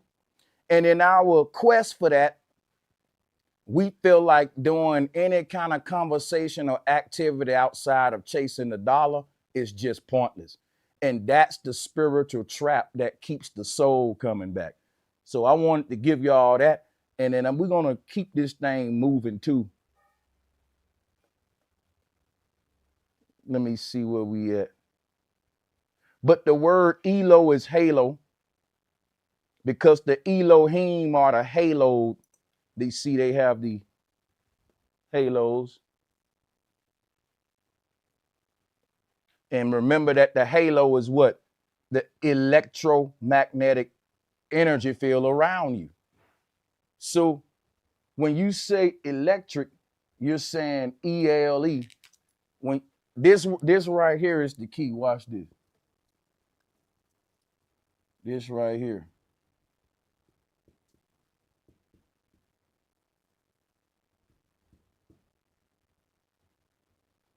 That is right here. How big is that? Yeah, you can see it. Halo, Helo, Elo, Allah. The Elo in Elohim is the God Allah. Allah is another archetype that's showing us this same thing. Is all the Abrahamic faiths are all hiding this knowledge in their own way. But even if you do the etymology, I want y'all to do this on your own. Go to etymology online, put in the word Elohim, and it will actually tell you that the word Allah comes from the word Elo in Elohim. But remember that the word Allah is just another word for Elo, Halo, because the halo, Alo, or is represent the lower self, which is why all of the gods in the Abrahamic faith are demiurges. When people say, yo, if you participate in world religion, you actually participate in Satanism. What is Satanism? Satanism, Saturnalia. Now watch this, right? All the religious people, all the religious people, right? They will say, we don't participate in no paganism. But the truth is that them partaking in holidays and all that is Celtic magic and paganism. It's them performing ancient concepts in a lower form. You see what I'm saying? Can you? So watch this, right?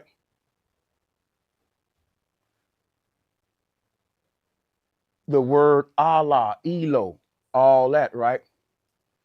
You can, when you say elementary, E-L-E, the Eli, E-L-E is dealing with elementary, right? Elementary is what?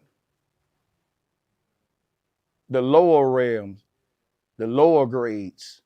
But the word El is also in the word ailment, like a sickness, ill, if someone is sick, right? So the concept of like being sick or ill is literally being in this coma-like state where God is, consciousness is split and separated. On a spiritual level, we are ill. But that's what I'm saying about this word halo. You know what I'm saying? The halo is the electromagnetic energy field, you know, and that's what I think was visible at one point, to where they can identify sicknesses in the body based upon different locations on this field that are lighting up. And you notice how all the energy flow to these certain magnetic ley lines of the body, and they use this for acupuncture. So each of these lines that you see flowing into the body, they are literally landing at a certain important vortex point on the body. When people do acupuncture, they ain't sticking these things in random places. It's certain ley lines of the body where stress build up. So you can see here with the energy in this field, it's coming in at the shoulder blades, right? So why do people get massages at their shoulder? Why do our shoulder blades a lot of stress build up there?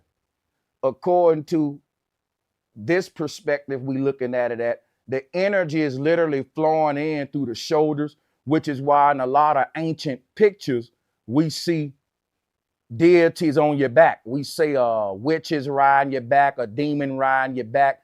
They have all of these images of a monster on top of your back, or a monkey even on your back.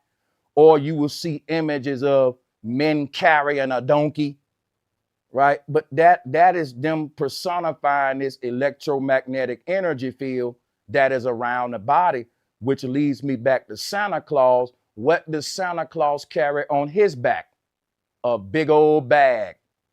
Why does Santa Claus carry a big old bag on his back? Because Santa is Satan. The word devil is the word lived. And our whole life experience is right here in this electromagnetic energy field. People wouldn't believe in stupid stories. People wouldn't believe in dudes climbing down chimneys. They was telling these stories to teach more advanced stuff about how the soul fell, how the soul descended down the central nervous system into the lower realm. That's how Santa went down a chimney to enter the house. These weren't just made up crazy stories. Now, the pilgrims that came here, they didn't understand these stories, and they was the ones started to really introduce the concept of religion where we take them serious. Imagine this, right? Imagine our ancestors built a technological utopia, but to hide the knowledge right in front of people's faces that they didn't want just to steal the knowledge, they told stories. And if you didn't know the story, you didn't even know that they was talking over your head about electromagnetic energy. You thought they was just telling little childish stories. But that's because they wanted to keep you dumb. You the outsider. Games speak encoded language too. You know, like I said, a person may say, look, man, I peeled the potato last night. And if you take him serious, you think he cooked French fries when he talking about a murder that took place. So our ancestors was attempting to hide this knowledge from outsiders and barbarians. But at some point, we started to decode this for the enemy and allow him into the system. Because that's one of my theories, that would be another reason you code this into archetypes, not just to teach it better, but for security purposes as well. And if you don't know the code, then you believe the fairy tale. You become religious. You don't become a god. And that can be a way to make sure this stuff don't end up in the wrong hands. But what happens when everyone start to adopt that way of looking at it? We end up with the world outside. And the people in power are really in tune with what these symbols and rituals really mean, while we are just performing them on a lower vibrational level that are not allowing us to unwrap the energy that's there. All of these holidays, man, I can't stress enough, even as a child. I would love to get the gifts, but it was something about the Gothic energy. It seemed weird to hear jingle bells and carols and to have a sense of eeriness to it, but I've always been like that. And I think that's literally something in my damn DNA that's knowing what I'm partaking in is a trick of my enemy. It's there to undermine what this shit really meant. You know, and as long as we don't care about that, then people just buy gifts, spend money, and it just come on to another year. So all of our collective behavior take place to restoring the earth. And it's going to be hard because a lot of people ain't going to want to let go of holidays. And what is a holiday? It's you believing in a fucking fairy tale, flying reindeers and ho, ho, ho, ho, ho, candy and cookies and buying toys and shit. So what does that say about the world? Most of the world is on a childlike spiritual level when it comes to spirituality, which is why these kind of gatherings are rare on earth. You are part of an elite group of humans that are waking up before everyone else. And that's why this shit don't feel good to you. And you're going to find out you're going to end up lonelier and lonelier by yourself because the people who plugged into this world, they will fight you for this shit, man. They'll tell you it ain't that bad, man. Like it's just a holiday shit, man. This shit is a ritual and energy. I can feel it. And it's making you do something that they told you to do. Somebody else said, hey, it's this time, and we said buy shit and exchange it with each other. We want you to eat this right now. We want you to sing this right now. When do we stop doing what they tell us to do? We don't, because, oh man, you overthinking it, Sanchez. Let the kids have Christmas, man. You feel me? And that's why this shit will never fall. We think we're losing some, we gaining some. Every year people hear these bells, they see the bright red. Think about it. Every of these major holidays like Christmas, these are worldwide holidays. You have people all over the world on the same frequency. Whenever they put us on the same frequency, it's never for good, bro. You know that. Right after that, they go right back to dividing us and shit. Because remember now, a lot of these rituals and singing and shit, it was to sync up the old world heaven. Think about this. What if there was times of the year where everybody all around the world knew to come out at a certain time, hold hands and sing a song? Wouldn't that recharge the frequency of the earth? Sound is vibration. The earth got an aura, and the earth's aura gotta be recharged just like I Ching, like ancient Chinese. They healed you with sound, so they would use tuning forks to retune your aura, and that will heal a person. The earth is the same way. The earth, these deserts can be restored. Like if we understand vibration and sound, these holidays were used as technological, spiritual technology. It was to connect people all around the world to one frequency. But they just changed what the frequency is when they changed what the meaning of the ritual is. They changed the musical notes and the songs that we sing at that time. They give you a different storyline with it. They give you a different mode of actions with it. You see what I'm saying? And that's when you start partaking into paganism. It's so crazy because a lot of religious people, they are saying, we don't want to do paganism. And they literally doing just that. You're not a Christian if you partake in holidays, because guess what? Your Bible condemns every holiday. I can't make this up. The Bible said, do not put trees in your house and decorate them like the beast. The Bible said that the people that was chopping down trees, putting them in their houses were the fucking barbarians. Them wasn't the real Christians. If them was real Christians, why would the Bible condemn them? And the Bible is a book of Christianity.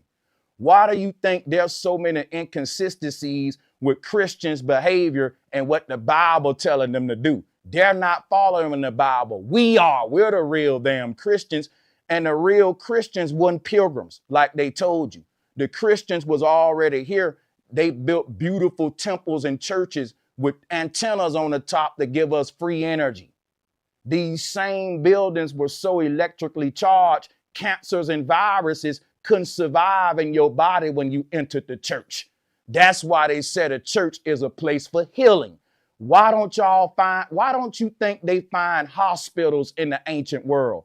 There are no hospitals in the ancient world because people said that they was getting healed at the church. Why ain't we getting healed at the church no more? Because the churches don't serve the purpose by which they was built. The churches was literally an electrically charged spiritual device that people entered, and it literally healed them. And guess what's crazy? There was a man in the 60s. He built the damn a healing chamber. He said if you sit in the chamber for 1 hour, it'll heal any disease in your body on earth.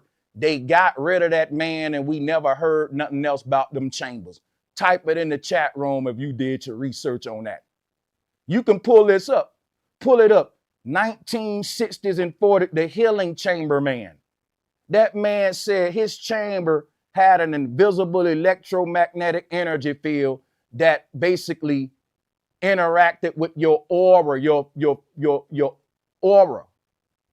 And it would, because your aura, the energy around you flows through you at certain magnetic points in the body. You can program the body from the outside in with sound vibration, which is the concept of healing with tuning forks. So the guy that built the chamber, he just built a big ass tuning fork that you can get in, because the chamber is vibrating just like the tuning fork. It's the same foundative principle behind this technology. We can create that same vibration a tuning fork create just by singing at a person at a certain tone with our voice, which is why in the church, we didn't just sing songs to give praise to some dumb person in the sky. We was singing to charge the air, sound, cymatics. Music was medicine, y'all. Let me just say it that way. Music was medicine. You don't find medicinal instruments in the ancient world, but you find huge pyramids and temples, and you want to know why they was living so long? Because when we see a guitar, we don't think that that's a medicinal instrument. When we see a piano, we don't think that that's medicine. You don't look at a saxophone as a prescription to heal something. You don't find invasive medical tools in the old world because they were so smart that they didn't cut on each other like the barbarian. We only start cutting and doing surgeries and C-sections and all that when we lost this knowledge, y'all, and we started our life expectancy shortened. You see? So drop a 1 in the chat room if y'all can still hear me. I need to do a mic check because this shirt mic is the battery gonna die soon.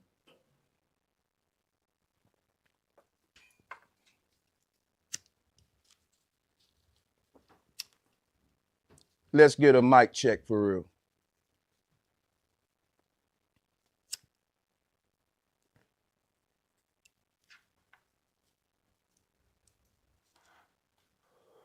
So people don't see musical instruments as medicinal tools. And that's why when we look in the ancient world, we say, well, damn, they built these magnificent structures that we can't reduplicate, but we don't see hospital tools. How was they healing each other? And people go to thinking of all kind of bizarre stuff, but I'm gonna tell you this, they were so advanced, they didn't have no invasive medical systems. Everything was done with vibration. And they outlived us. And Dr. Sebi said that too. He said every spot on the body have a corresponding spot in the aura field. And if you can target that shit in the aura field, you don't never gotta cut in a person. In the ancient Japanese, they said any illness in your body is a result of blocked energy.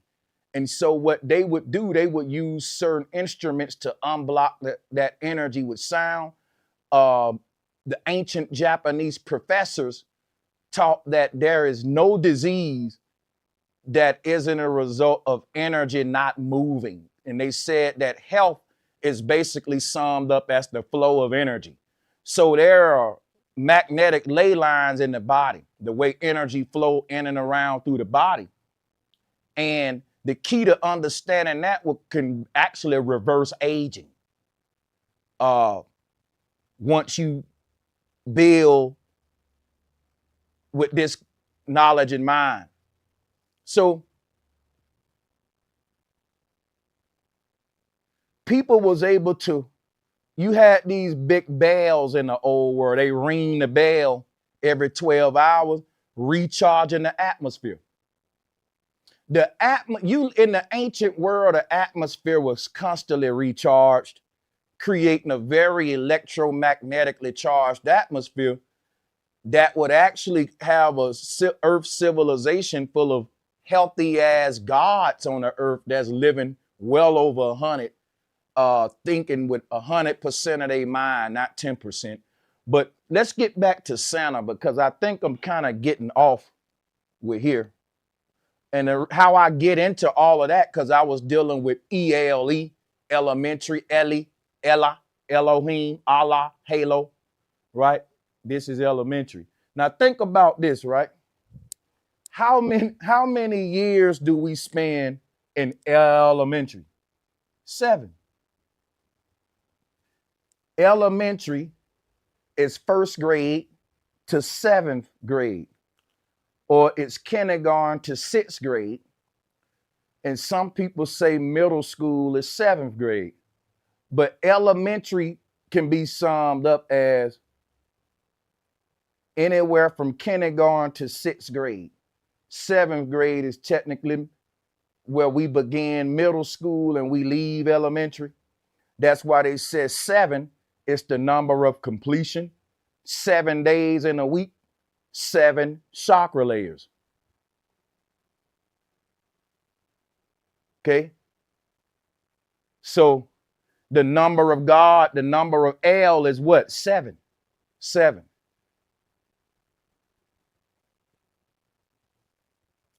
So it's 7 steps in elementary, Allah elementary, and it's 7 reincarnations in the underworld before we can go to what? High school. High school is telling you it's up there above elementary. See what I'm saying? And what's crazy about that, man, is like this ascension process. When you leaving school, they say, okay, you entering the real world. As if, you see what I'm saying? Because school is a simulated environment. It's an artificial reflection of the real world. It's a controlled environment, which is what a simulation is. So when you leave school and graduate, they say you enter the real world. That's liberation in the higher realm.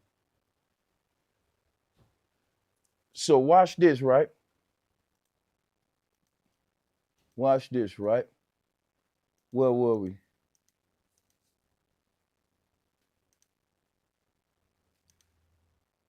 Hold on, hold on, let me get back to my folders here. Where the hell were we on this symbolism?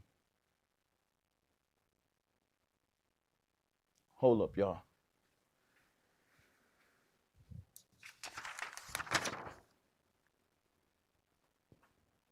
So yeah, that's what I wanted to go over, the present. Why do we call the present the present? Because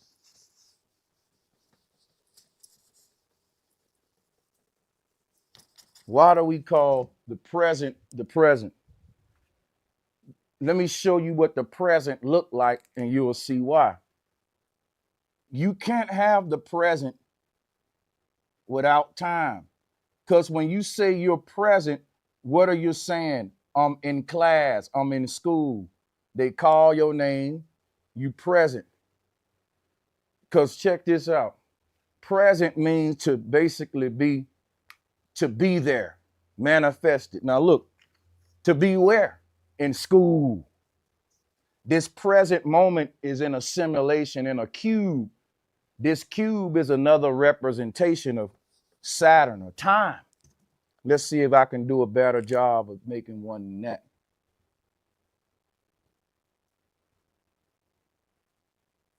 This represents the present.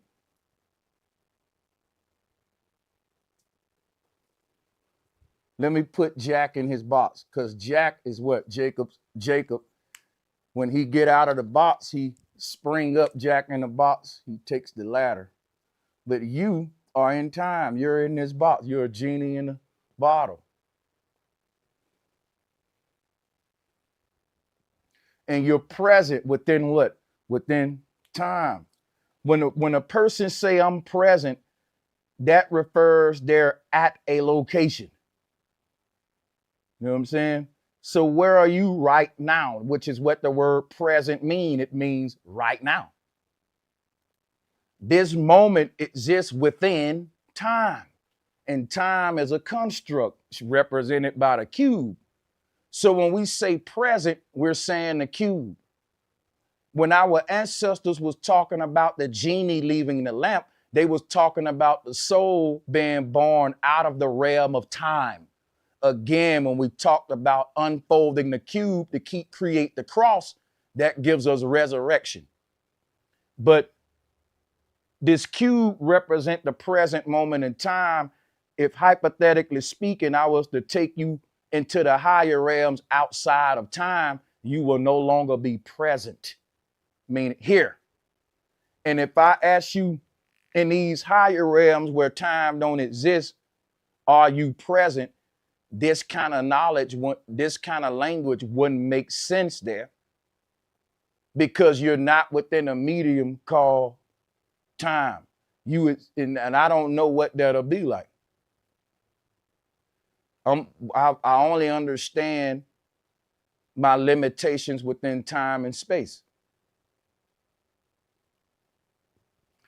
But what I'll say is this. What creates the present is this right here.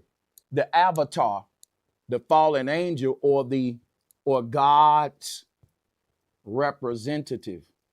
Now you can't say the word represent or representative without saying the word present.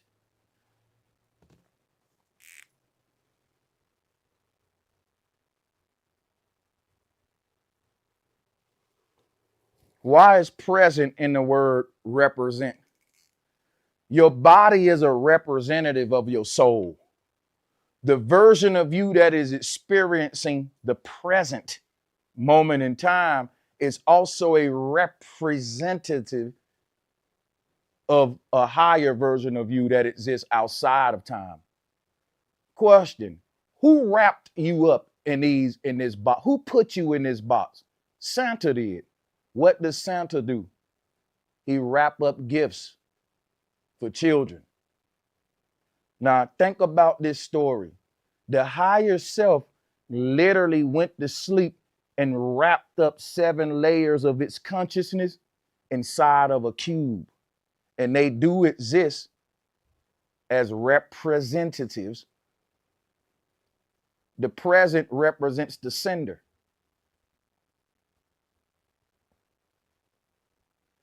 Now check this out, right? You see why all of this holiday symbolism is dangerous.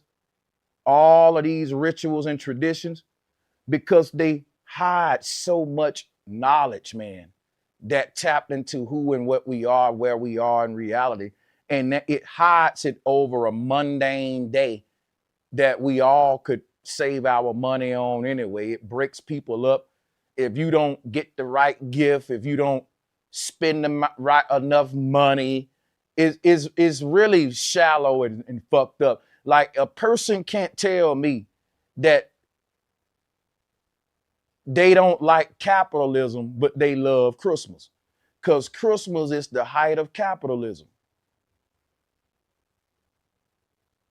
Is literally spending money you don't got just for a person to feel like you love them. Because what happens if you don't? A person, you got to basically reprove your love at the end of each year with money. You if you don't participate in this, you don't maintain certain relationships. It don't matter if you bought your mother or your father a gift last Christmas. If you missed the gift this Christmas, you may be falling out with them at the beginning of next year. So you have, they tell you the most darkest time of the year, the suicide rates go up, the breakup rates go up, because people are stressing just to participate in the damn holiday.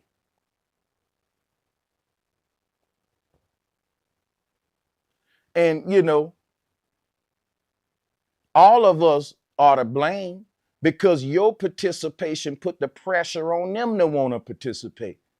So the kids that don't got gifts, we have to donate to make sure they get some too, because they're going to feel left out. So it's a big corporate mind fuck.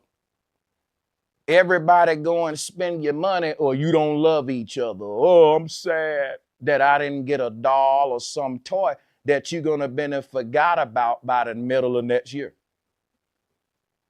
I'm guilty too. I like Black Friday more than Christmas. Shit be so cheap.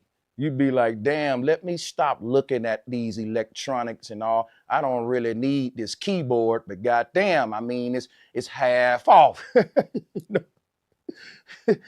Yeah, you know, I don't really need this program right now. Got tons of shit, but damn, it's 50% off. Don't they get us? But I'm gonna get back to this information. I don't want to rant for too long. Matter of fact, let me go back over here and have a seat.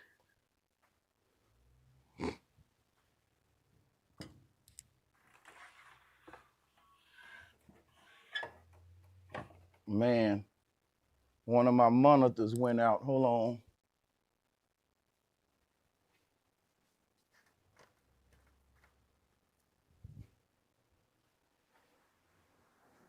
Oh, all right. There we go.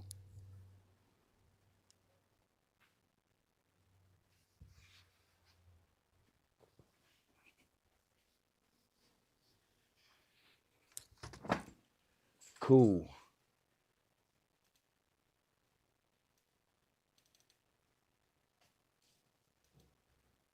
All right, we back.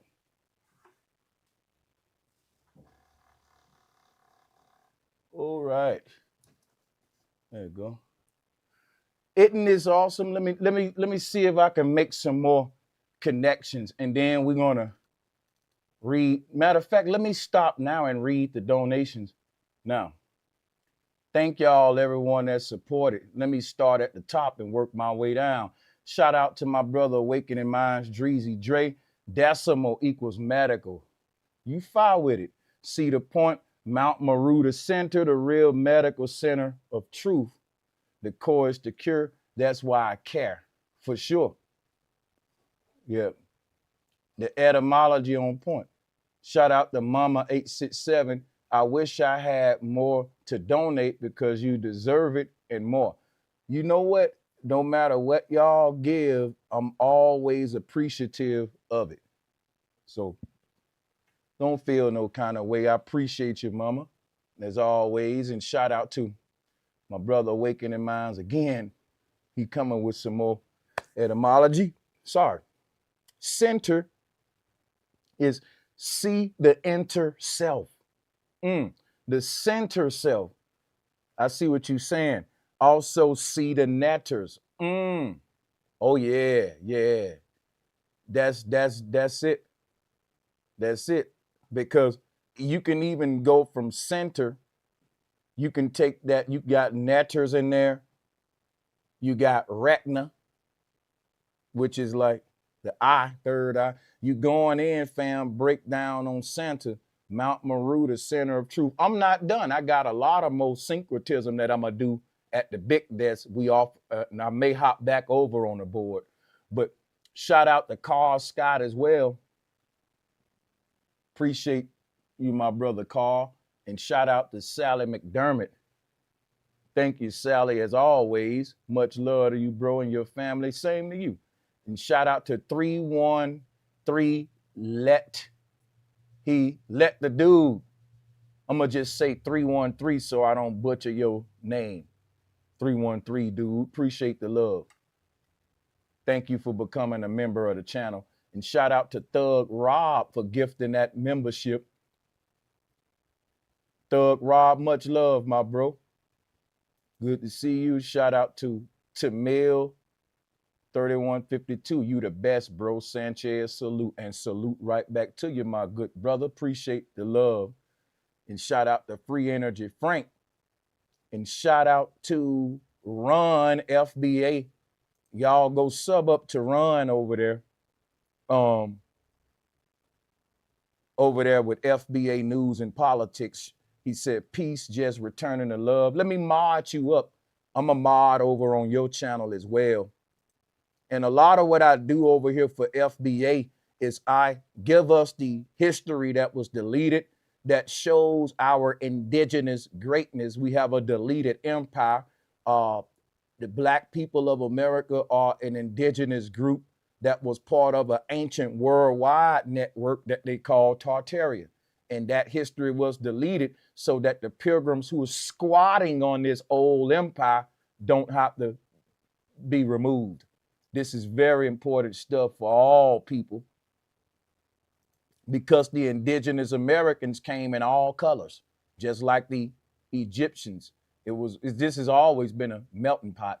I'm gonna say shout out to Tangible Energy. Wish I had more to give too. Thank you, Sanchez. Thank you, all of y'all. I'm gonna give you some more visuals and syncretism, and I'm gonna make some more connections if y'all wanna, if you care to do it. Sánchez Cocinado.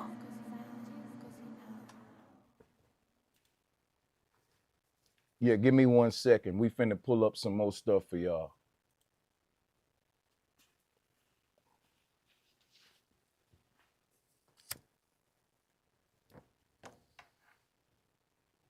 So now what I'm gonna do, because remember that I told y'all Santa ain't Satan.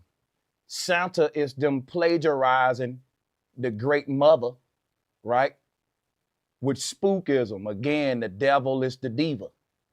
Let me clean the tab so we can move with some new stuff now.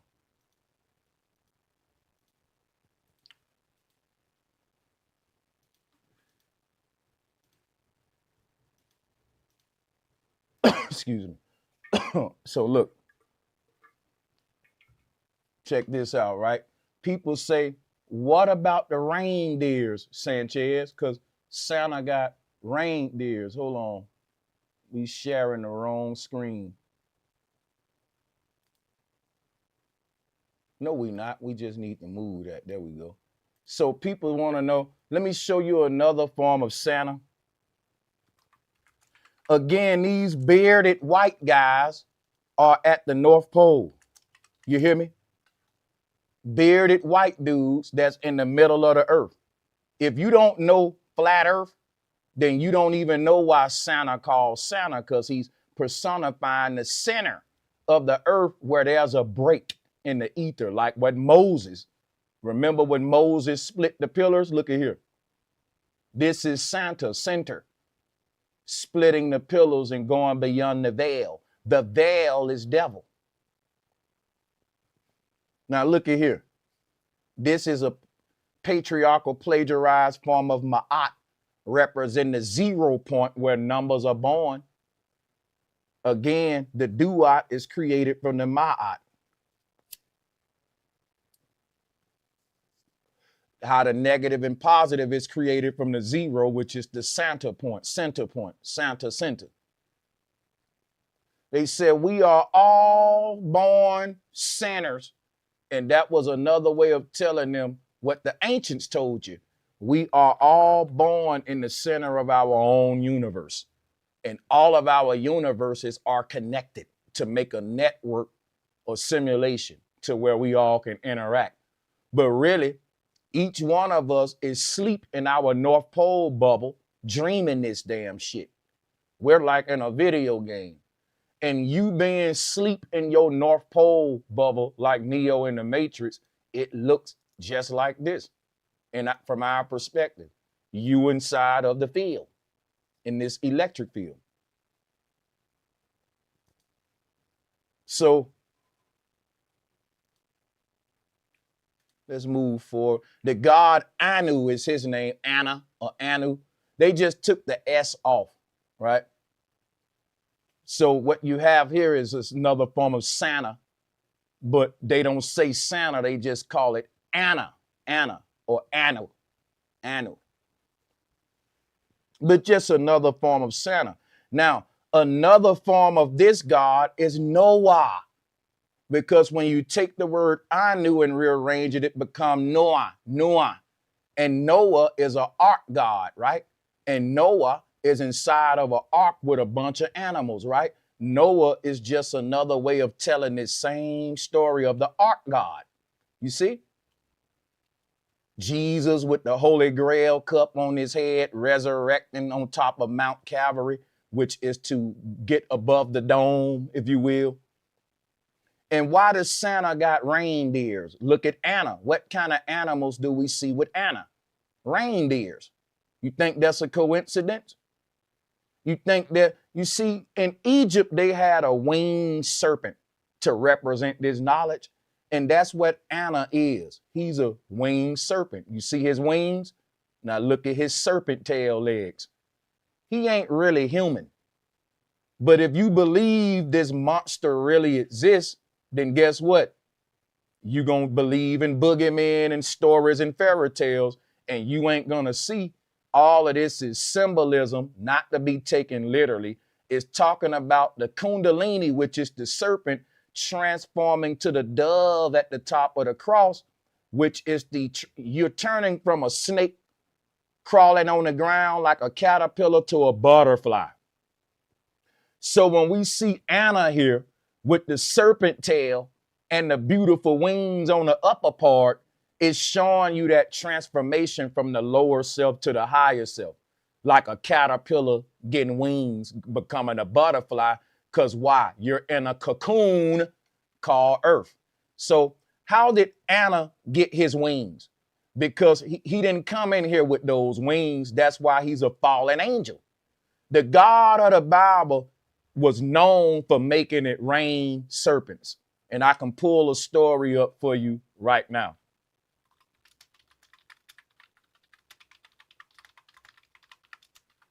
The God of the Bible, El, he's the God that's known for making it rain. Watch this.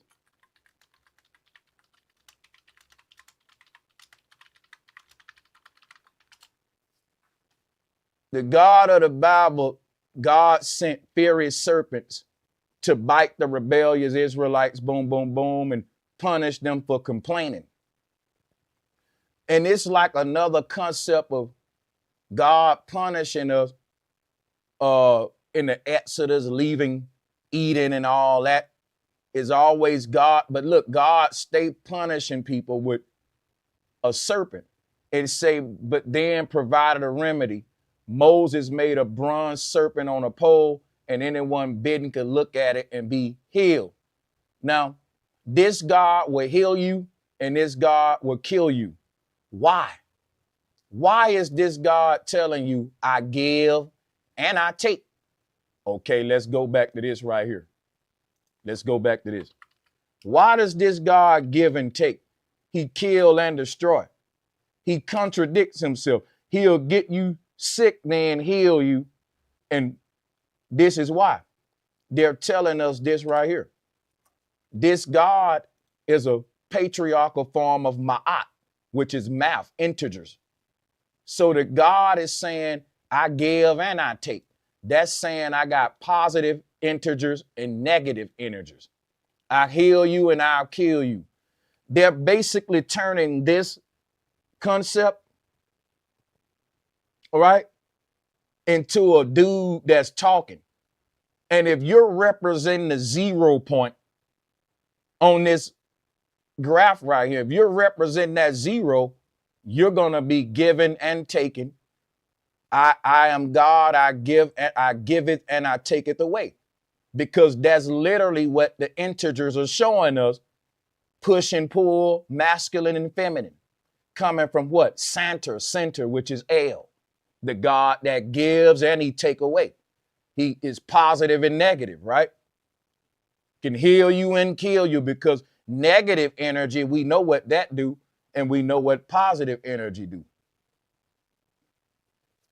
But the key is, if you balance both of them, you'll create an energy that's better than negative and positive energy. Better than they ever could be alone. That's how we make a battery, though. So the polarizing aspect of a battery is like this energy. But check this, like negative and positive energy. But the winged serpent, look at this right here, old Christian artwork. You got a winged serpent, the dragon, which is the devil, the dragon, the great dragon, and he's busting up out the dome. You see the serpent on the pole? That's climbing Jacob's ladder. Just like this, look. Here's the god Anu, Satan, the serpent, the kundalini rising up from at the center of the earth. So this ain't nothing to be scared of. This is something we need to be proud of, the fact we are immortal beings that are only going to strip through layers and get badder and badder and badder. Take the B off batter. What is that? Ether. The ethers are filtering systems. Every time we pass through one, we strip away a negative as layer of ourselves. We taking off the bullshit. So this little box that we're in, it's a changing room. We ain't going in this box to put clothes on. We going in there to take them off. And when we fully strip naked, when we walk out the box, we'll be back in Eden. People in Eden ain't got no clothes on, but they ain't talking about physical clothes. They talking about layers of self, baggage, weight. They've mastered themselves and stripped the layers away. And they've become light enough to ascend because they've stripped away those layers, and they've progressed upward through these firmament domes, which are helping us out. It's giving us every situation in our life for us to self-reflect and to feel that guilt in your heart and say, and work on yourself your whole life. It ain't just here to make us, life is miserable for a reason. School was miserable. It's a learning process. It's serious, because if you don't learn, you can be held back. You can be in the first grade for 3-4 years while your peers getting ahead of you. That's what this whole spiritual ascension is about. That's the whole thing about this becoming gods. Some of us gonna get there quicker than others.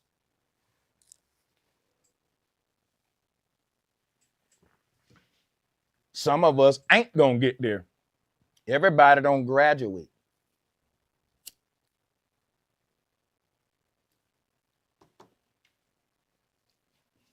Listen, y'all, when we see this serpent right here in the old Christian art, it's the same knowledge of ascension that the ancestors was teaching, but these people hid it from y'all, and they say, oh, that's the devil. You need to be scared of it.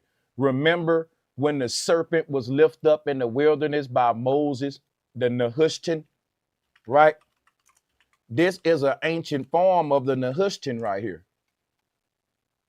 And this ain't Moses. Now here go Moses with the same symbol.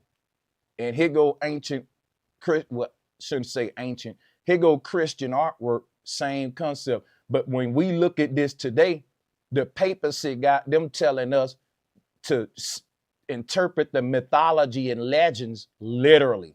And that creates world religion. It creates world religion. People believing in fairy tales. While the people who give you the fairy tales, they know the truth that I'm telling you right now. That's why I'm banging on the traditions and the religions right now. Not because I'm just a negative person. I'm serious. Like, I hate holidays.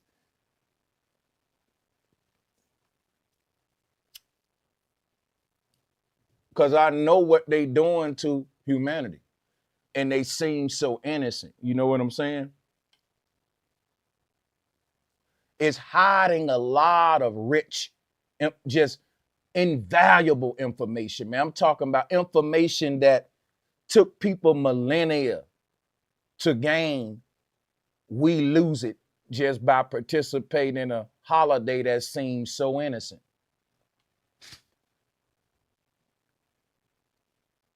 Our children having nightmares and stuff, and all of the rituals we partake in is is denying us the ability to deal with psychological illnesses.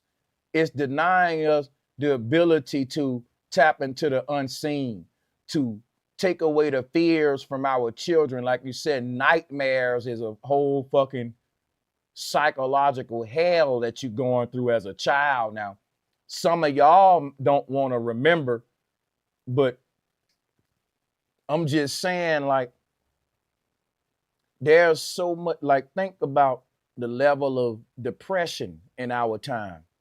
So the things that would raise us to a higher mental, spiritual level are hidden behind shallow ass traditions that people, no matter how much you tell them, they're going to say, it's still not that bad, man. It's just Halloween. It's just Easter. They will never get what I'm telling you here, how this thing that seems so simple really hides our whole greatness. It really helps to keep us stagnant in our spiritual growth, because this stuff is hiding so much knowledge just behind this little bull crap, these little bull crap rituals. So we wrap the lights around the tree, but that's the lights are the serpent wrapping around the pole. You know, it's crazy that we do all of this stuff, and when you tell a person why they doing it and what it really meant, nobody care about the original meaning. We care about the plagiarized, watered down meaning that don't benefit us. It benefit the controllers. And we've been programmed to go with it because it's just, again, our subconscious like pattern, tradition. It likes repetition. So, but one generation gonna have to break the cycle eventually, though. They're gonna have to break this shit, and that's what the people in power are fearing. That's what they're fearing. So this is really what Santa Claus is right here. It's the North Pole, it's the seat of the soul, the central nervous system. So your skull is like a dome, but at the top of that dome is a bright white light. You see it? It looked like we all got on shaman hats, which is what the Santa Claus hat is, a shaman hat. But the word shaman, what does it got? The word shame, shame. Because the great fall of man was shameful. It was the first experience with shame that we ever felt. Man didn't even know what shame was until he fell from Eden. And he put the body on because he was what? Embarrassed. What embarrassed mean? I am embarrassed. Embarrassed. Now, people don't realize that the word embarrassed, it literally has the words bare ass in it, because it first entered the lexicon in theology with man's fall and the shame that was felt, which made us put the body on because we was embarrassed to be naked in Eden as gods outside the avatars. So that's deep. These words hold a lot of truth too, just the etymology of words. So you see that the word shaman, the hat that you're wearing is like a virtual reality, is like technology. The shaman hat is like old Neuralink shit that allowed us to get outside the body. So that's why the shamans were synonymous with like trips and out of body experience and all that. But if you look at the way the dome shaped like a dome, and then they got the white ball right here, it on a spiritual level, it looks like you have on a Santa Claus hat, because what's busting up out of this little white hole is a bunch of light. And this is like a line of light that's coming from this hole to the higher self that I was showing you on the whiteboard. That's the light line that's connecting the higher self with the lower self. It's like a bumper cars got the pole that go up and touch the sky to pull the energy. We had antennas that went up into the atmosphere and they pulled energy from the grid, from the firmament dome. So if you can see on a spiritual level, there's a line of light that's going to the higher realm. And when that line is broken, the body will die because its powering line has been cut or ripped, RIP. So just like a bumper car, and you break the pole in half that's connecting it to the ceiling, it's going to go dead because it's connected to power above, which is in the atmosphere, in the ether, which is what we knew in the old world when we built the free energy societies. We was mimicking the way that the body powered itself by connection of the soul. So we built technology. We know that the earth is like a big ass sea of energy, right? And so we just siphon energy from that sea, mimicking the technology that allow our body to pull energy from the higher self.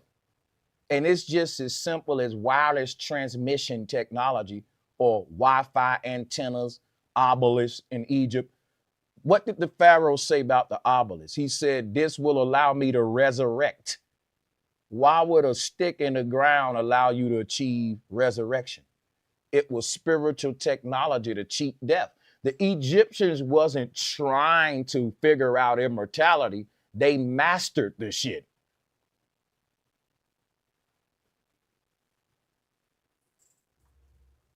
And we're going to bring back that old Egyptian technology in our time. You're going to see the first human people cheat death. And the people who bring it out going to act like they discovered it when they just reverse engineer in the past.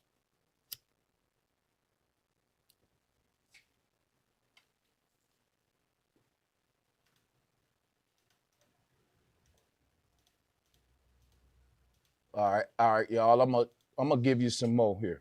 I got some more connections we can make.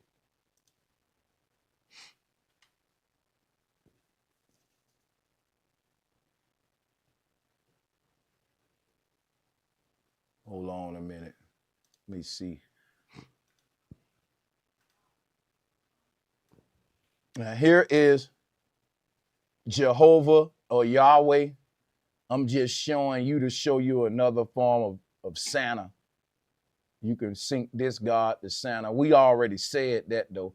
But I put this up to show you him releasing the dove out of the square. When you see Noah releasing the dove out the ark, when I tell you Noah is a form of Yahweh and all of these is the same concept in different archetypes. Noah releasing the dove out the ark is when we see the Holy Ghost dove on the cross. What's up with this bird being released? Let me show you. Let me show you another version and it's going to come clear. The bird on top of the cross we see in Samaria right here. Look, that's the star on the Christmas tree. It's the ascended soul up in the higher realm shining at the top. Look at you. This the Christmas tree. This the star at the top, which is to represent the soul has left the simulation.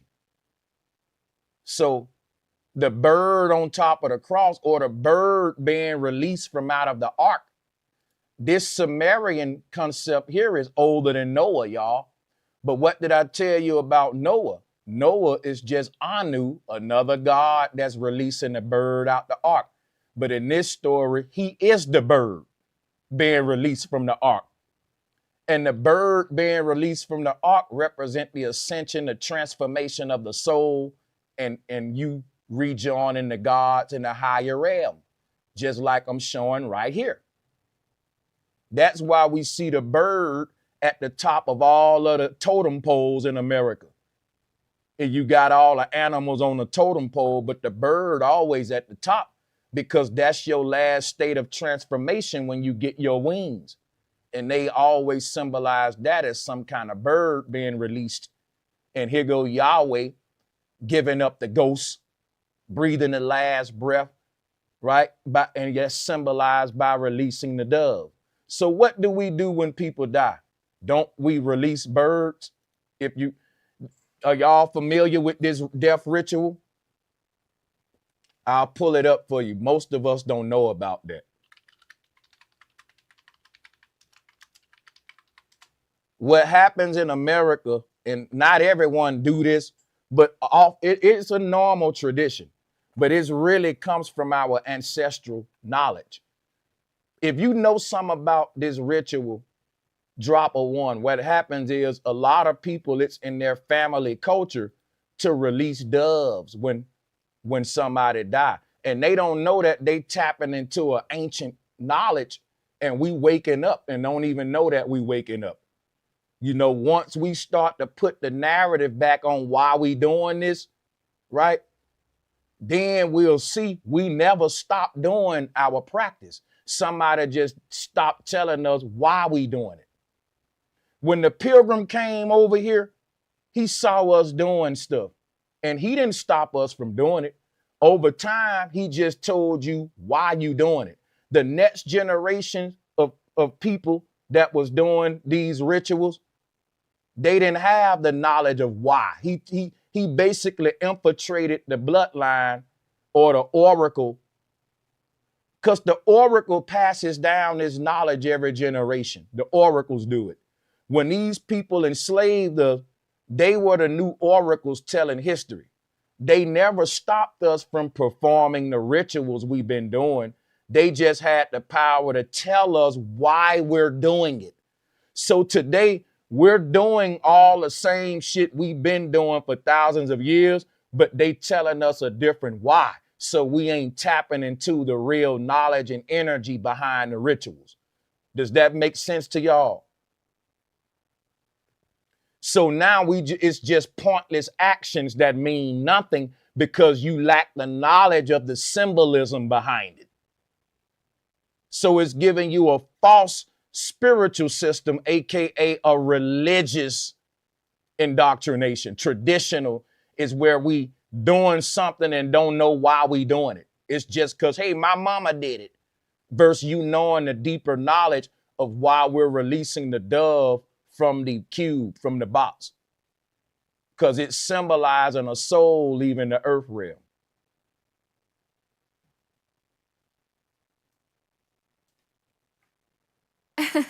Sanchez.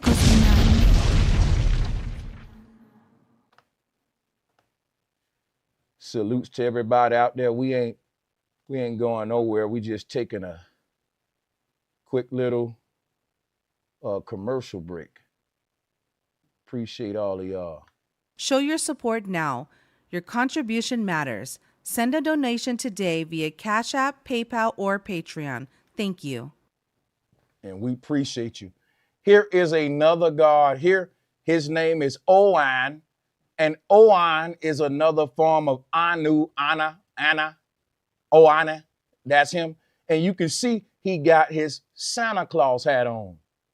And what I'm doing now, I'm just showing you different variations of Santa throughout the ancient world. And we're going to show you some more flipping between patriarchal forms back to the Great Mother, which is our matriarchal original concept, right?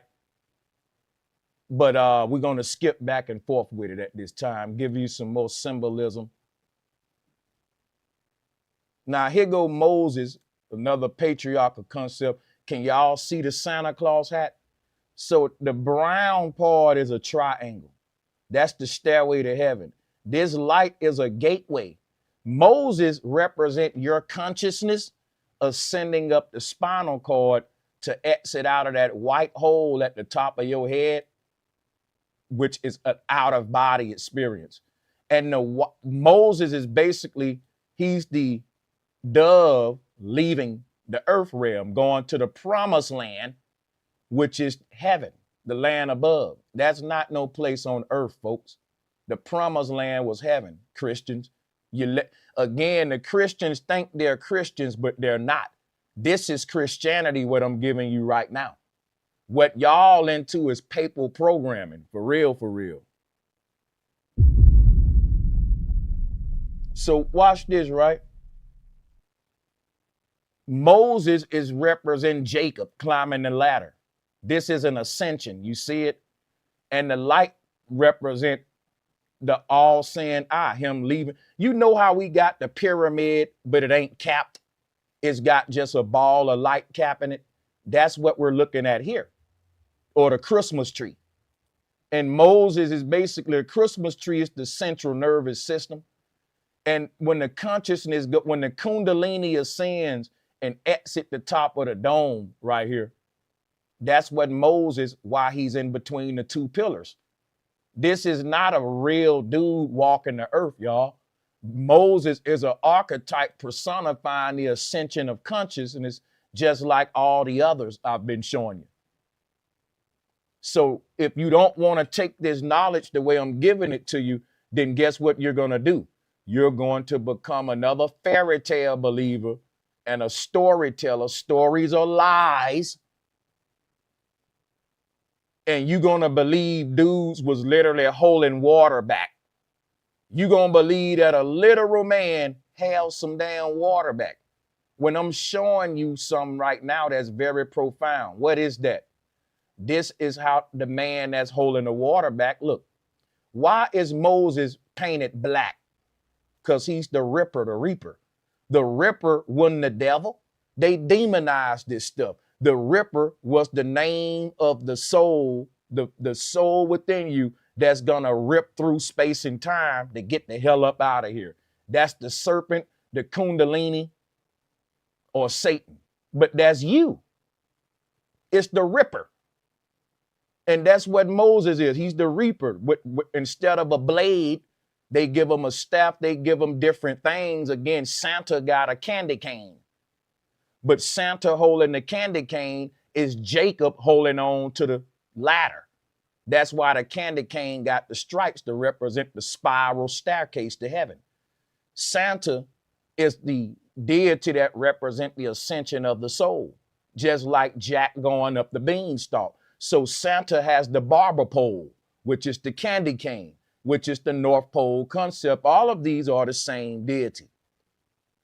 So there we go. Moses, once again, I'm showing you in another way, this water god that's able to travel the water through the waters like Oan, right? Another form of Moses. The ark god, Noah, who's under the ark. Dagon, as some call him. All of these figures are there to teach about you. Ain't none of them real, man. So let me see. Let's keep this thing moving though, because we got some more we're gonna break down too. And we're gonna call out all of it. We're gonna look at the super chats again because I saw somebody else send in something. I didn't forget about you. I'm fit to read it in a minute. Appreciate y'all.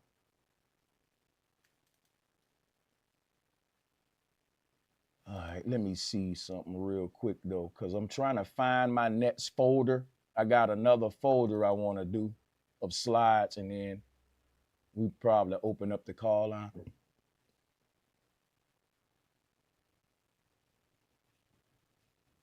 I want to show you what I was saying about the great mother was Santa before Santa. Now look at this right here. When we see Santa today, let me show you something. You see Santa today on a big old chair. And Santa got all the kids around him. Just like this, look. Now look at this. This is modern rituals that we doing to hide, right? The truth is right here. The great mother. They watered it down. Now, what is this called? Her name ain't Mary. You call her Mary, but that's not her name. Sanchez, I thought her name was the Virgin Mary. You thought wrong. Let me go write her name on the board.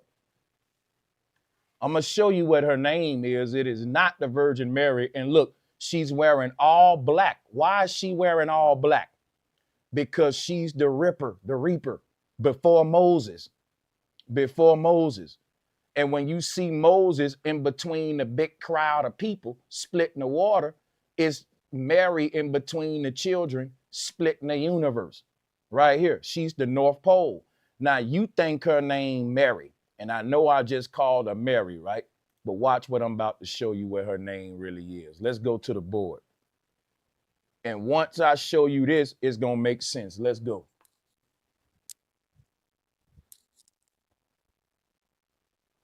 You call her Mary. That ain't her name.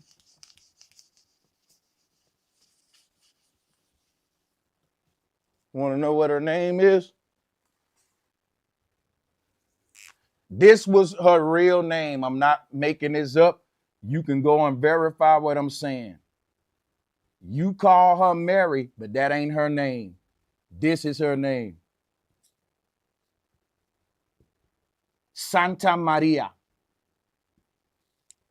Don't you know that the R is a D? The R is a R. That's why they roll them. When you say Maria, you're literally saying mother dear, which is another way of saying great mother. Right? So watch this.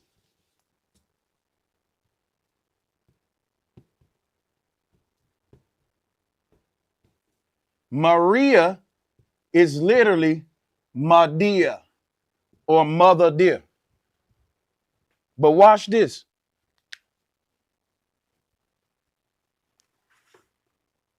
Watch this, right? Santa is center and Mary is persona. She was the first archetype for the center in the European world. The Statue of Liberty is literally the Virgin Mary, y'all. The statue, why you think that the Statue of Liberty is in the area of Virginia and Maryland? I'm going to say that again. The Statue of Liberty is in New York. All of that is called a tri-state area, right? And it is New York, D.C., Virginia, Maryland, Philadelphia, England, New England. All that is New England, or what we call the tri-state area, and Boston too. And I think Maine as well. So watch this, right? All of that, what we call in New England. So the Statue of Liberty is in New England. It's in the tri-state area. It's in the middle of a big island because Mary was in the center of the universe. And why is the Statue of Liberty surrounded by water? Because look, Moses was surrounded by water. Look, you see Moses is holding up his hand and the light above him is like the Liberty torch. Moses is like the Statue of Liberty. The white light up there is the Liberty torch. He's holding his hand up, opening up the portal. That staff, he's a witch. The witch will stir up the ether and open up a portal. It wasn't a brew pot. They dumbed you down. That's Halloween. Halloween, they give you they give you different rituals to hide the same knowledge. So you get the witches stirring up the green shit, but that's the aurora borealis at the North Pole, which is the center. That's what a vortex is opened up. And it's a stirring taking place to keep it open. It's like a hurricane. And so Moses and Mary represent the same thing because the name Maria is the word Meru. So when you pull up Mount Meru, right, it's a black rock. That black rock represents a tear. in the fabric of space and time. The North Pole is where time don't exist, because that's where time is being created at. That's like saying, what time is it at the very middle of the clock? It ain't no time there. It's the pole there that's spinning the hour and minute hand. And that's what's, the earth is a big clock. Look, and the middle of it was called Meru. And that became Mary, the Virgin Mary, when they personified that place as a person. So she's personifying a black hole where time don't exist. And we can't go to the North Pole. This goes in the flat earth. It's deeper than them. Why would they hide the shape of the earth? To hide free energy, to hide time travel, to hide the ether and say it's space. Ain't nothing up there but space. When it's free energy above you. And they saying we don't have the fuel to go past the Van Allen belt, when the Van Allen belt itself is a primordial ocean of energy, a sea of scalar energy, as some people call it. You see the trick? They telling you it's about fuel and energy, but the thing that will give us infinite fuel and energy, they're acting as if they're wrestling with it. And, oh, we can't make it there because this thing is beating us up, when that thing that you saying is preventing you from getting there is actually the solution to all of our problems. And we find out space is just upper parallel realities that we can go to with out-of-body experiences. Santa Maria is just saying that the center of the earth is Meru. That's a fact. So how do you personify the fact? You turn it into a woman called Santa Maria, and you make a story that she gave virgin birth, when really what's happening at the North Pole is light is being born from a black hole. Christ said, I am the light. Look at Mary holding Christ. If you globe heads want to see how this look in modern physics, here it is right here. That's a torus field giving birth to light from a black hole at the bottom right corner. But it's so much on this collage, I'm throwing you off. Let me find a simpler one. Hold on. And they'll show you this. They'll say, this is what it looked like when a universe is being born. Jesus represents the earth, the light of the simulation, the light of the world. What we're really looking at is this. Mary is a black stone, the Ben stone. But the light is coming from out that stone, the philosopher's stone, or Meru, right? And the light is Christ. And the pyramid is like a womb. It's feminine. It's more like the womb of the woman that's giving birth to the Christ, which is the light. You're personifying the Big Bang, the light being born from the darkness, as Jesus and Mary, which is why it's a virgin birth, because once you create a torus field, nothing impregnates the field. It's just taking free energy that's already around us and perpetuating it through the center of magnetism so that we can siphon from it. And there is no new energy in the universe. We're just basically creating a hurricane within a medium and drawing power from that hurricane, from that vortex. And that's what CERN is. CERN are huge energy generators that's going to mess up the atmosphere, because they're going to need to use these CERN machines to power these new AI data centers. If you look up how much of power we going to need in the future when they get all these data centers up, yeah, CERN going to drink a lot of water too.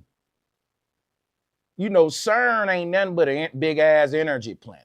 What are you creating with the Big Bang? Free energy. Duh, that's all it is. What was the Big Bang? The perpetuation of energy, or the beginning of a torus field, a free energy system. So that's what they're saying. We trying to study the beginning of the universe. You trying to create free energy to power this new system, because it ain't going to be with nuclear plants. That's what everybody thinking.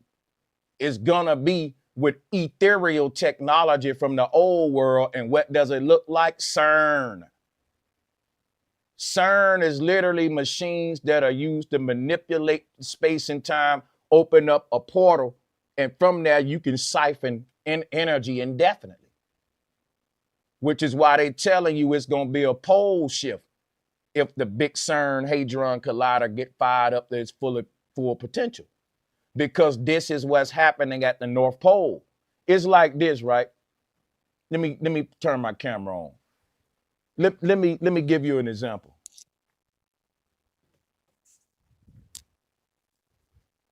Okay, so let's say we live in a big ocean.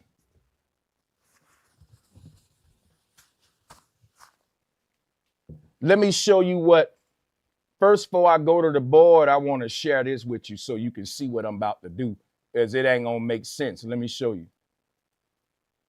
I'm gonna show you what a hurricane look like from underwater.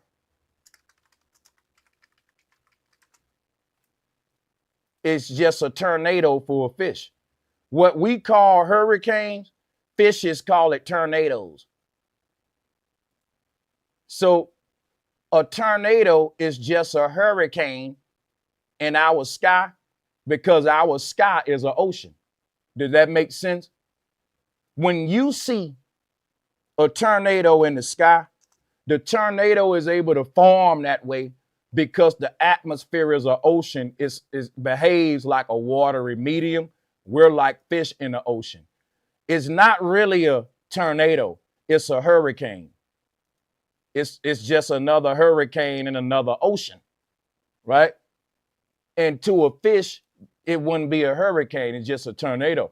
But the reason I'm showing you this, if our universe is within a primordial ocean, so to speak, that will explain why the North Pole looks like this. Hold on. If the what's happening at the North Pole? The biggest tornado in the universe is happening at the North Pole. The tornado at the North Pole is so powerful that it's circling the whole atmosphere every day, recharging, giving us a new day with new air. Every new day gives us the same old energy renewed. You can't create new energy within infinity. You can't create, ain't nothing new. Everything is made new again at the North Pole. Now, who do I sound like? Huh? Who was the God that was saying, I come to make everything new again? That was Jesus. Jesus represents the North Pole out to Mary. You see, all of these are archetypes for the North Pole.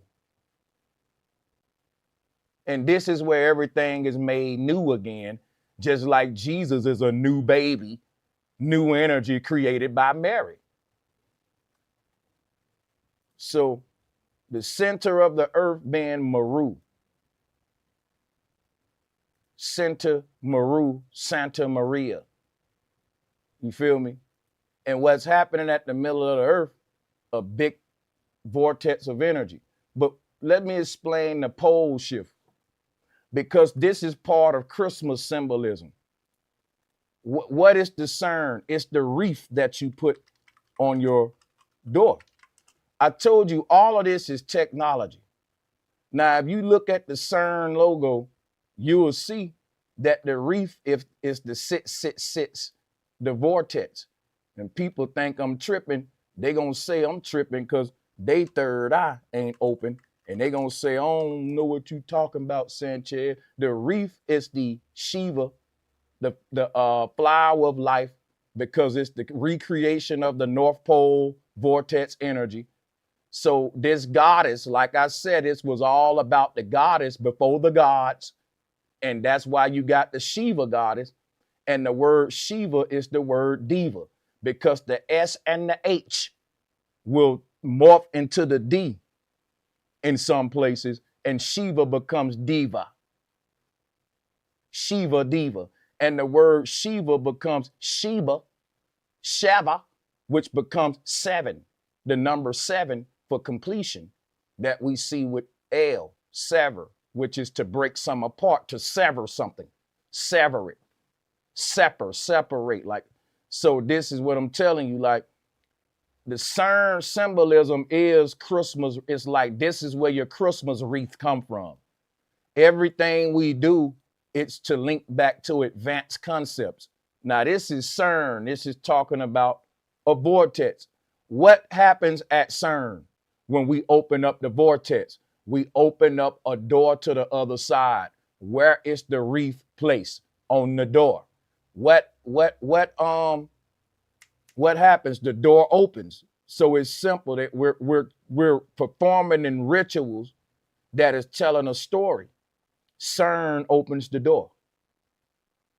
The wreath right here. You see, and the crazy thing is the cross behind it.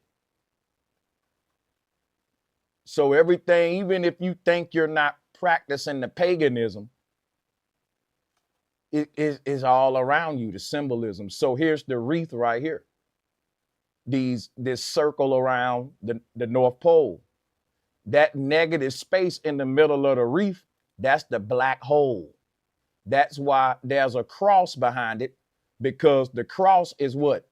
The 4 rivers. You see the door is making a cross. You put the wreath on the door.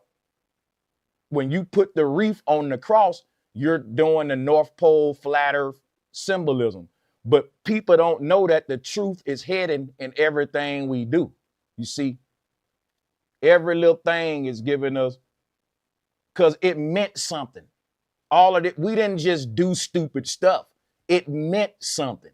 And my job is to say, why do we do this? What did it really mean? And that's how I start my research. So like I was saying, and I'm going to go back to the board, I'll show you what CERN, how CERN is going to create a pole shift. Let's say this whole board is an ocean.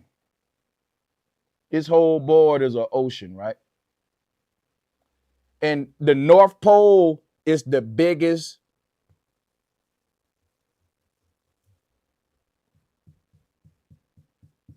hurricane in the ocean. This the North Pole, all seeing eye. Now, there are other little hurricanes, and those are called magnetic ley lines.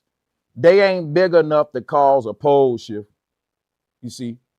So our compass may act weird near a ley line, but it's still a point to the biggest.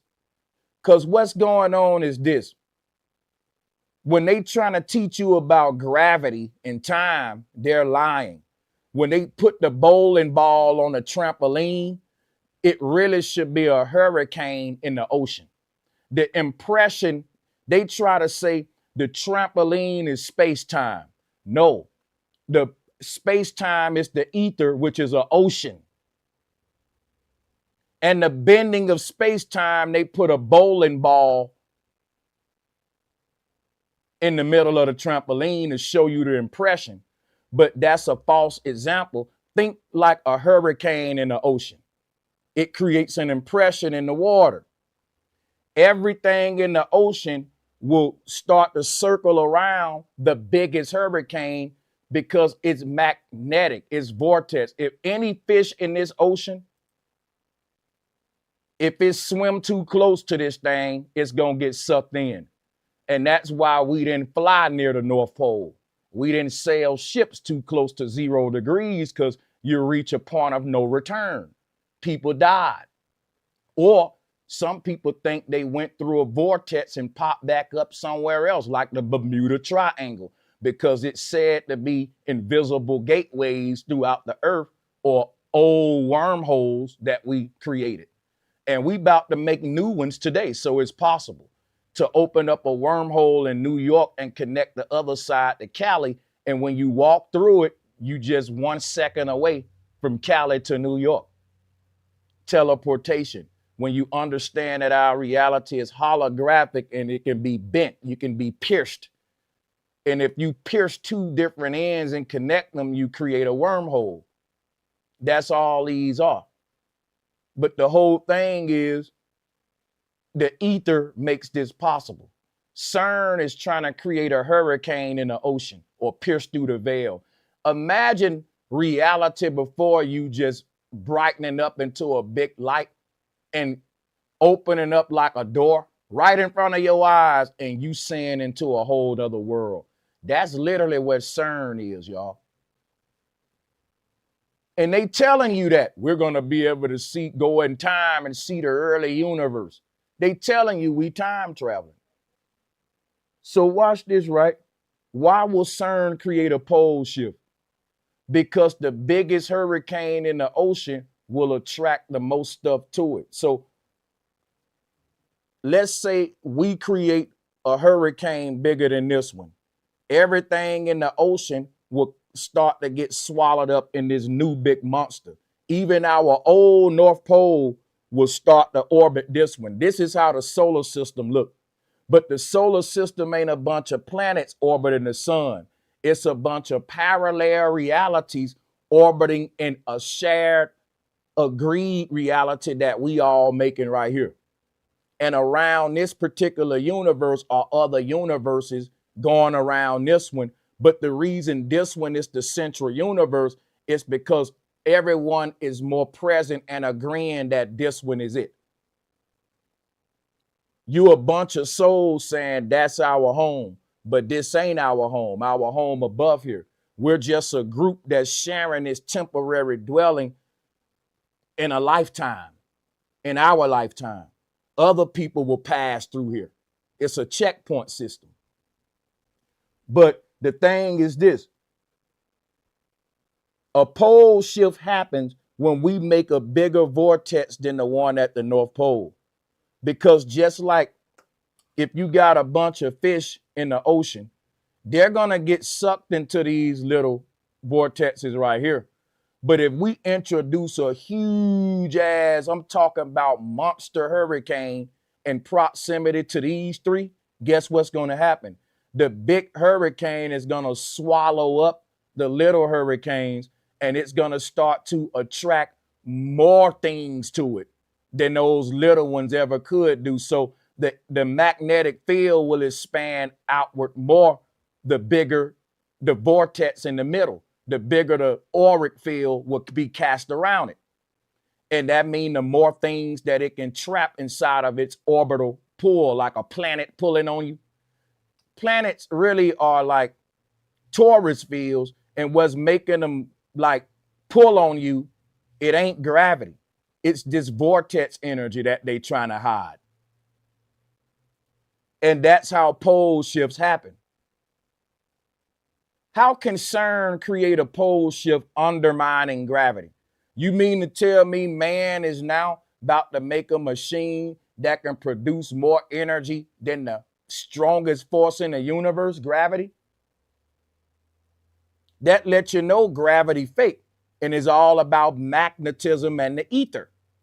And whoever can make the biggest vortex, they can change where the compasses point to. Our compasses are only point to the North Pole because it's sensitive, it's detecting a vortex. It's like this, right? If I was standing under the water while these hurricanes was going and I held a string in my hand, my string, because it's lighter than me, it will be pulled toward the vortex, but I won't. That's you holding a compass in your hand. My string gonna point to the nearest vortex. So your compass, you may be saying, let me shoot my azimuth from the closest coordinate points that I'm by. So if I'm in goddamn St. Louis, I may put in the coordinate points for the arch, for the St. Louis arch, just for my main reference point, and then start navigating from there. But that arch represents like a vortex or a coordinate point, and each hurricane is like a ley line intersection. But these are a bunch of little hurricanes around one big ass hurricane in the middle. And that's why we see the goddess juggling those little versions of herself. Let's go back to it. She's the big hurricane, and Everything around her are little hurricanes, parallel realities orbiting the central. It's the same concept because they say it's a bunch of planets going around the sun. Each planet is creating its own rotation in its own day. Like one day on this planet ain't the same. Time is different with each planet because each planet is rotating at a different speed, just like each one of these hurricanes would be doing. And look, some of these hurricanes can be more solid than other ones based upon how much debris it picked up. So now you can have more gaseous planets and then more solid ones. Now, the thing about it is this. Planets ain't what we think. We're in one big ass infinite ocean, and each parallel reality is just a different cycle of time next to the other one, because each vortex is a different North Pole for a different world and is an invisible magnetic bubble around each one of these vortexes. And if you swim into it, that hurricane gonna pull on you. You trapped now inside of its magnetic field like a planet. Like you get too close to a planet in space, it's too late. It's gonna pull you on into it. And this was, they telling you the truth, but they telling it to you in a heliocentric way to hide what the North Pole is. So when we get to our North Pole, that ain't the end all be all. There are other North Poles in this big ocean with their own lands around them. It's other worlds. Why do we call it a world? Because what is a world? Is one of these, y'all. A whirl, a vortex.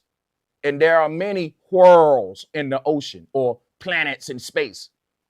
But the concept of a planet have to be redefined the way that I'm showing you here, because every planet has a pole, and surrounding that pole is a spherical planet, right? So these planets are just torus fields, right? Let's go back to the torus field. And the torus field, the heliocentric model cannot support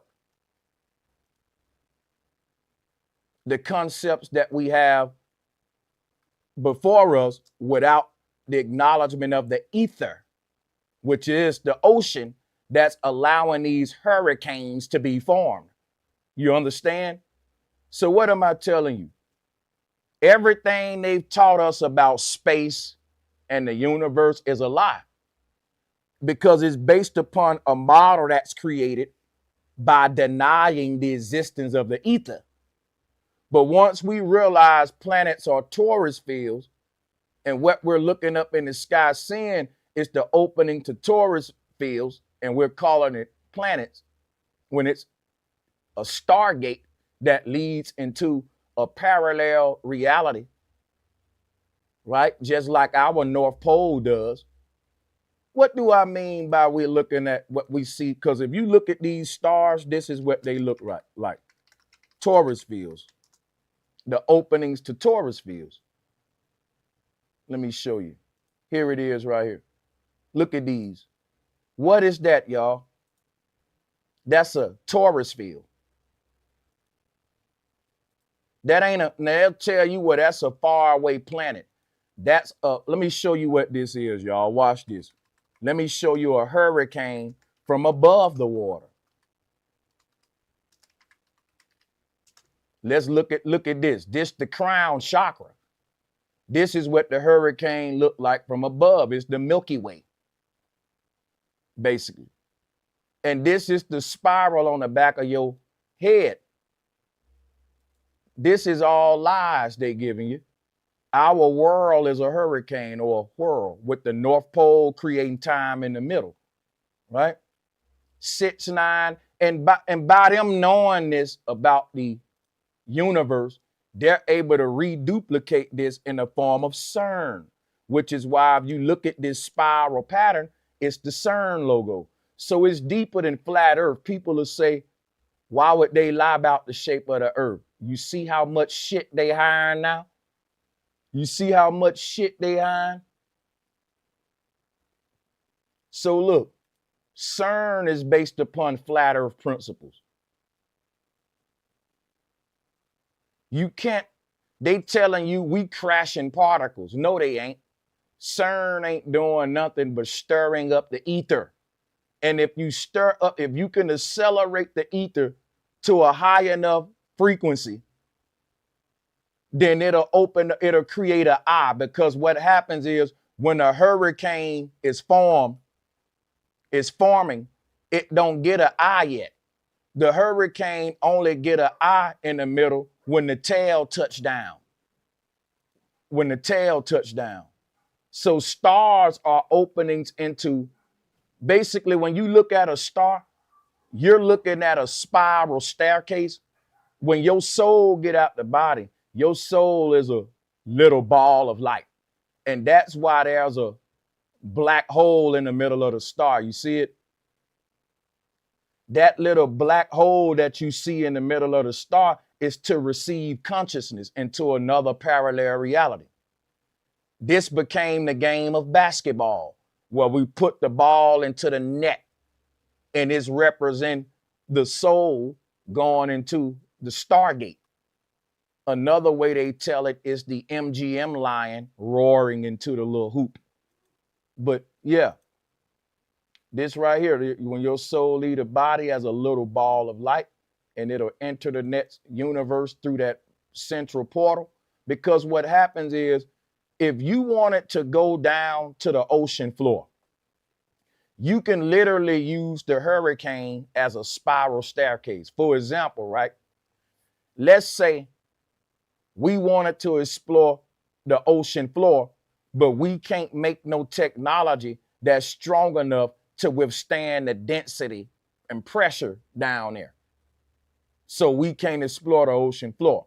But let's say there's a violent hurricane created in the ocean, and the hurricane is so powerful that the tail reaches all the way down to the ocean floor, right? We can simply put a tool and drop it into the hurricane. You know, this is how they study tornadoes. They take these little disposable sensors and cameras, and they just throw it into the tornado. They shoot it, or they introduce it with different ways into it. Go watch the movie Twister. And they just let the tornado, you know, recycle it round and round and study what's happening on the inside.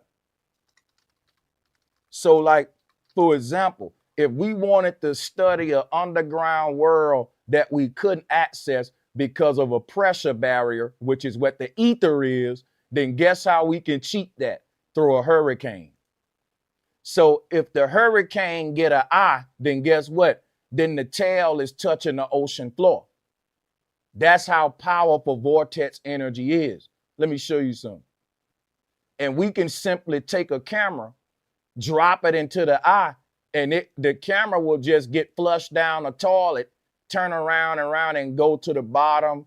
We can basically get a glimpse real quick of what the ocean floor bottom look like. And that'll be us peeking into another world via CERN. They ain't crashing particles, they're stirring the ether to create a vortex, pierce the veil, like what we see here. It's a hurricane technology. All of this is what y'all call Satanism or centrism, because what happens is if they achieve this, they create a new North Pole or a new center, a new Santa, and it ain't no devil or boogeyman. It's just a new false central point. It ain't the real 0 degrees. Like, if a pole shift happened, they would have to destroy the whole world like they did in the 1900s and make a reset. What happened at the last reset? They rewrote the whole maps. Why? A pole shift happened. If 0 degrees move from right here to right here, we got to rewrite every map to account for the movement. The pole just moved. And ain't no way we can properly navigate. Everything will be off. The system will crash. So when they say that if a pole shift happened, the world will end, not really. The whirlwind will just shift. You'll still have a pole. It'll be in a different location. And when that pole shift, it ain't like everything just gonna fall apart. What's happening is they got to artificially create doomsday after the pole shift so they can rewrite and redraw the maps. None will make sense after a pole shift. You won't even notice it physically, moving day to day. But what'll happen is people that's been navigating on Earth for years using compasses and shit, they'll just start getting lost. They'll be using the same coordinate points that they always use, ended up in different locations. Or the compasses might just start malfunctioning altogether, which will be even more cataclysmic. So a pole shift ain't necessarily a bunch of physical stuff happening. It's instruments failing. And because of that, the whole world fall apart because we rely on these instruments for travel, transport, resources. People will get drought. Shit'll just be crazy. And what they would do is go ahead and play on that and aid the reset so that they can go ahead and rewrite the maps like they do every reset to account for the new pole shift. So this is all Santa Claus. I know I told you when you came, we weren't going to be talking about Saturnalia and all the other new age shit. That's right. Right? Everybody doing the same old shit. Santa is Satan. Let's get scared. Oh, Saturnalia. Let's really get deep with it. That's right. Take the spookism out. How it relate to you. I just showed you. Let's talk about the North Pole. CERN is going to create a pole shift. I just showed you how. The wreath that we put on our doors for Christmas represent the vortex or the crown chakra up here. The opening into the new world, which is why the wreath is on your door. Because when they open up this door, we will connect to a lower realm. Just like people that live in the sky, if they can't travel down because of a pressure barrier, because think, if there's an invisible universe above the clouds, those people are walking on an invisible magnetic ceiling where the atmospheric pressure is going from heavy to light. They wouldn't be able to come down to where we at because the pressure would crush their lighter bodies the lower they drop to the ground. If they wanted to cheat this pressure barrier, they could just ride a tornado down. From where they at in the clouds, it'll look like a spiral staircase. And they'll just walk down here. There will be no pressure. Why? They ain't in the world. They're protected by the hurricane. You get what I'm saying? So look, it's a calm spot in the middle of this tornado. And what this tornado show you is how the North Pole allow beings from the upper realm to go down, and how it allow beings from the lower realm to go up. Without this vortex, the worlds couldn't connect with each other. That's why it's a bunch of these in the middle of the earth connecting so that traffic can move in and out of these different realms. Because spirits who are above, the only way they can come below is through this cyclone, which is represented by Christ, transformation. When they ride this tornado down, as they're riding it down, they're putting a body on. So what is this tornado? It's the uterus. When the soul enters the Taurus, the female Taurus, the uterus, right? The uterus shaped like a tornado, and transformation takes place. See, because your soul too light to walk this earth in its light body, the pressure barrier. So it got to put some weight on, like a scuba diver. And the scuba suit ain't just to give him weight so he can fall to the bottom like a fallen angel, right? It's to protect him from the pressure too. So that's what your body doing for your soul, allowing you to explore this realm. But remember, you came down here through this vortex. The secrets of this wormhole is that nothing enter this thing will exit the other side the same. So when a being from above, as he's spinning and spiraling, is like a caterpillar spinning a cocoon, and when he come out the other side, he's a different creature. So this staircase represents transformation. This is how souls from above become bodies, and this how humans from below become souls again. This is the ripper that rips the body off the human, and that rips the true world from the fallen angel and puts him into the lie, is where the transition take place. And this is all based upon Satanism, because CERN, what do they say? That's satanic. Everything they don't want us to study, they just put spookism on it and keep people dumb and scared. And people will say, I ain't fucking with that, man. That's devilish. Bro, this is knowledge that we lost. And they making y'all subconscious, they playing a mind game on y'all to keep you ignorant. So I'm gonna stop right there, guys, because I can't be here all day. We'll save some. We've given a lot. So I appreciate everyone. Let me go ahead and, because I'll be here all day just giving more and more revelations. So let me go ahead, and now that y'all see this, you understand now how the name Santa connects with center. So if you're in the chat room now, I'm gonna now do a new poll, because that one is like, was just trying to see. Now this one gonna let me know who get it now based upon after the teachings. The percentages for yes should be higher this time. Now that we've done all of this knowledge, we should all see how Santa becomes center. And Santa ain't nothing but a play on the word saint. All of us are saints, right? So when the North Pole was the center, we personified it as Santa. Center, we named. But the word saint is another play on the word Santa, saint.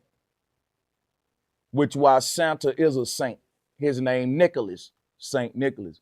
But the saint symbol is the symbol of the Taurus field. Pull it up. You can just look at the football team. Matter of fact, let me show you. You see the saint's symbol in this Taurus field?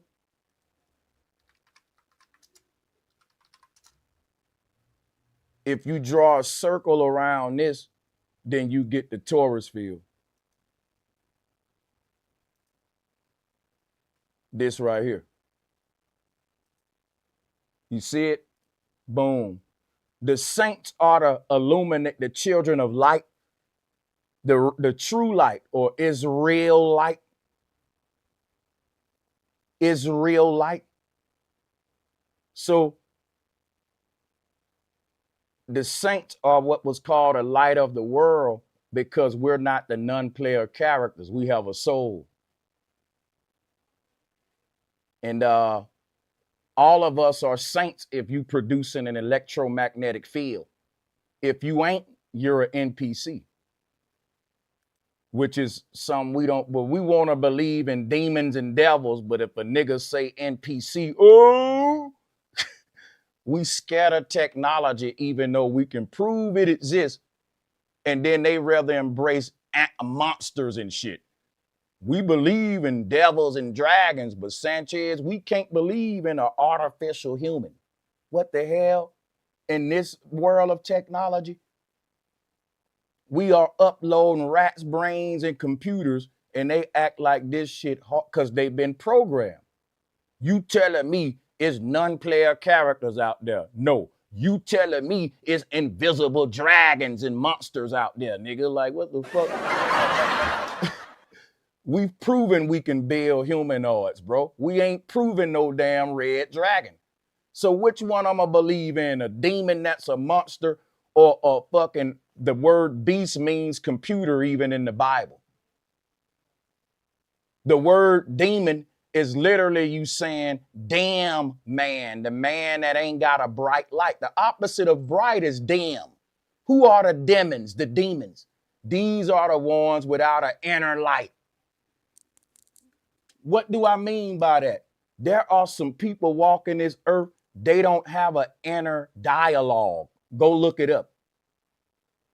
It's a concept of an inner dialogue, what we call the voice within.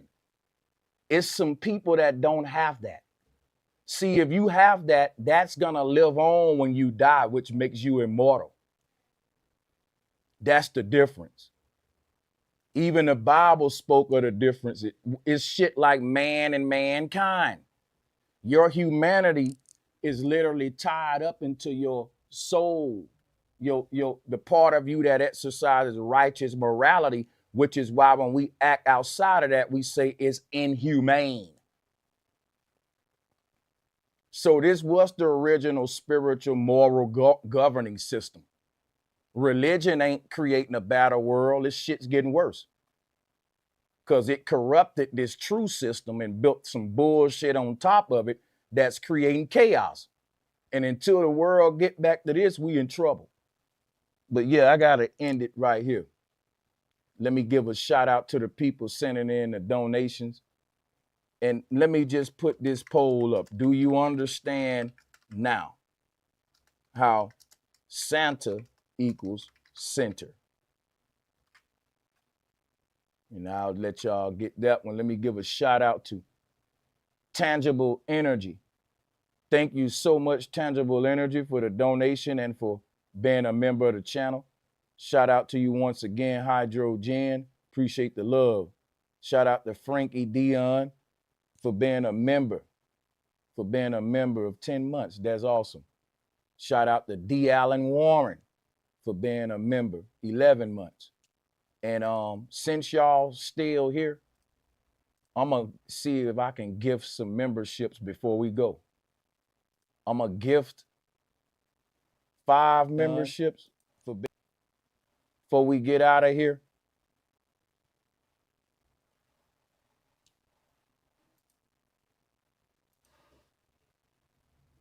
Yeah, let's give. I don't pick them as random. So 5 people just got gifted memberships randomly. Salutes to those 5 people. And that's why y'all should tune in to every show and stay tuned to the end, because you may end up being gifted a membership. So I'm going to get up out of here. Thank you to all of my Patreons and to channel members and to the ones who supported today's show during the stream and those who are supporting on the replay here after the fact. Peace.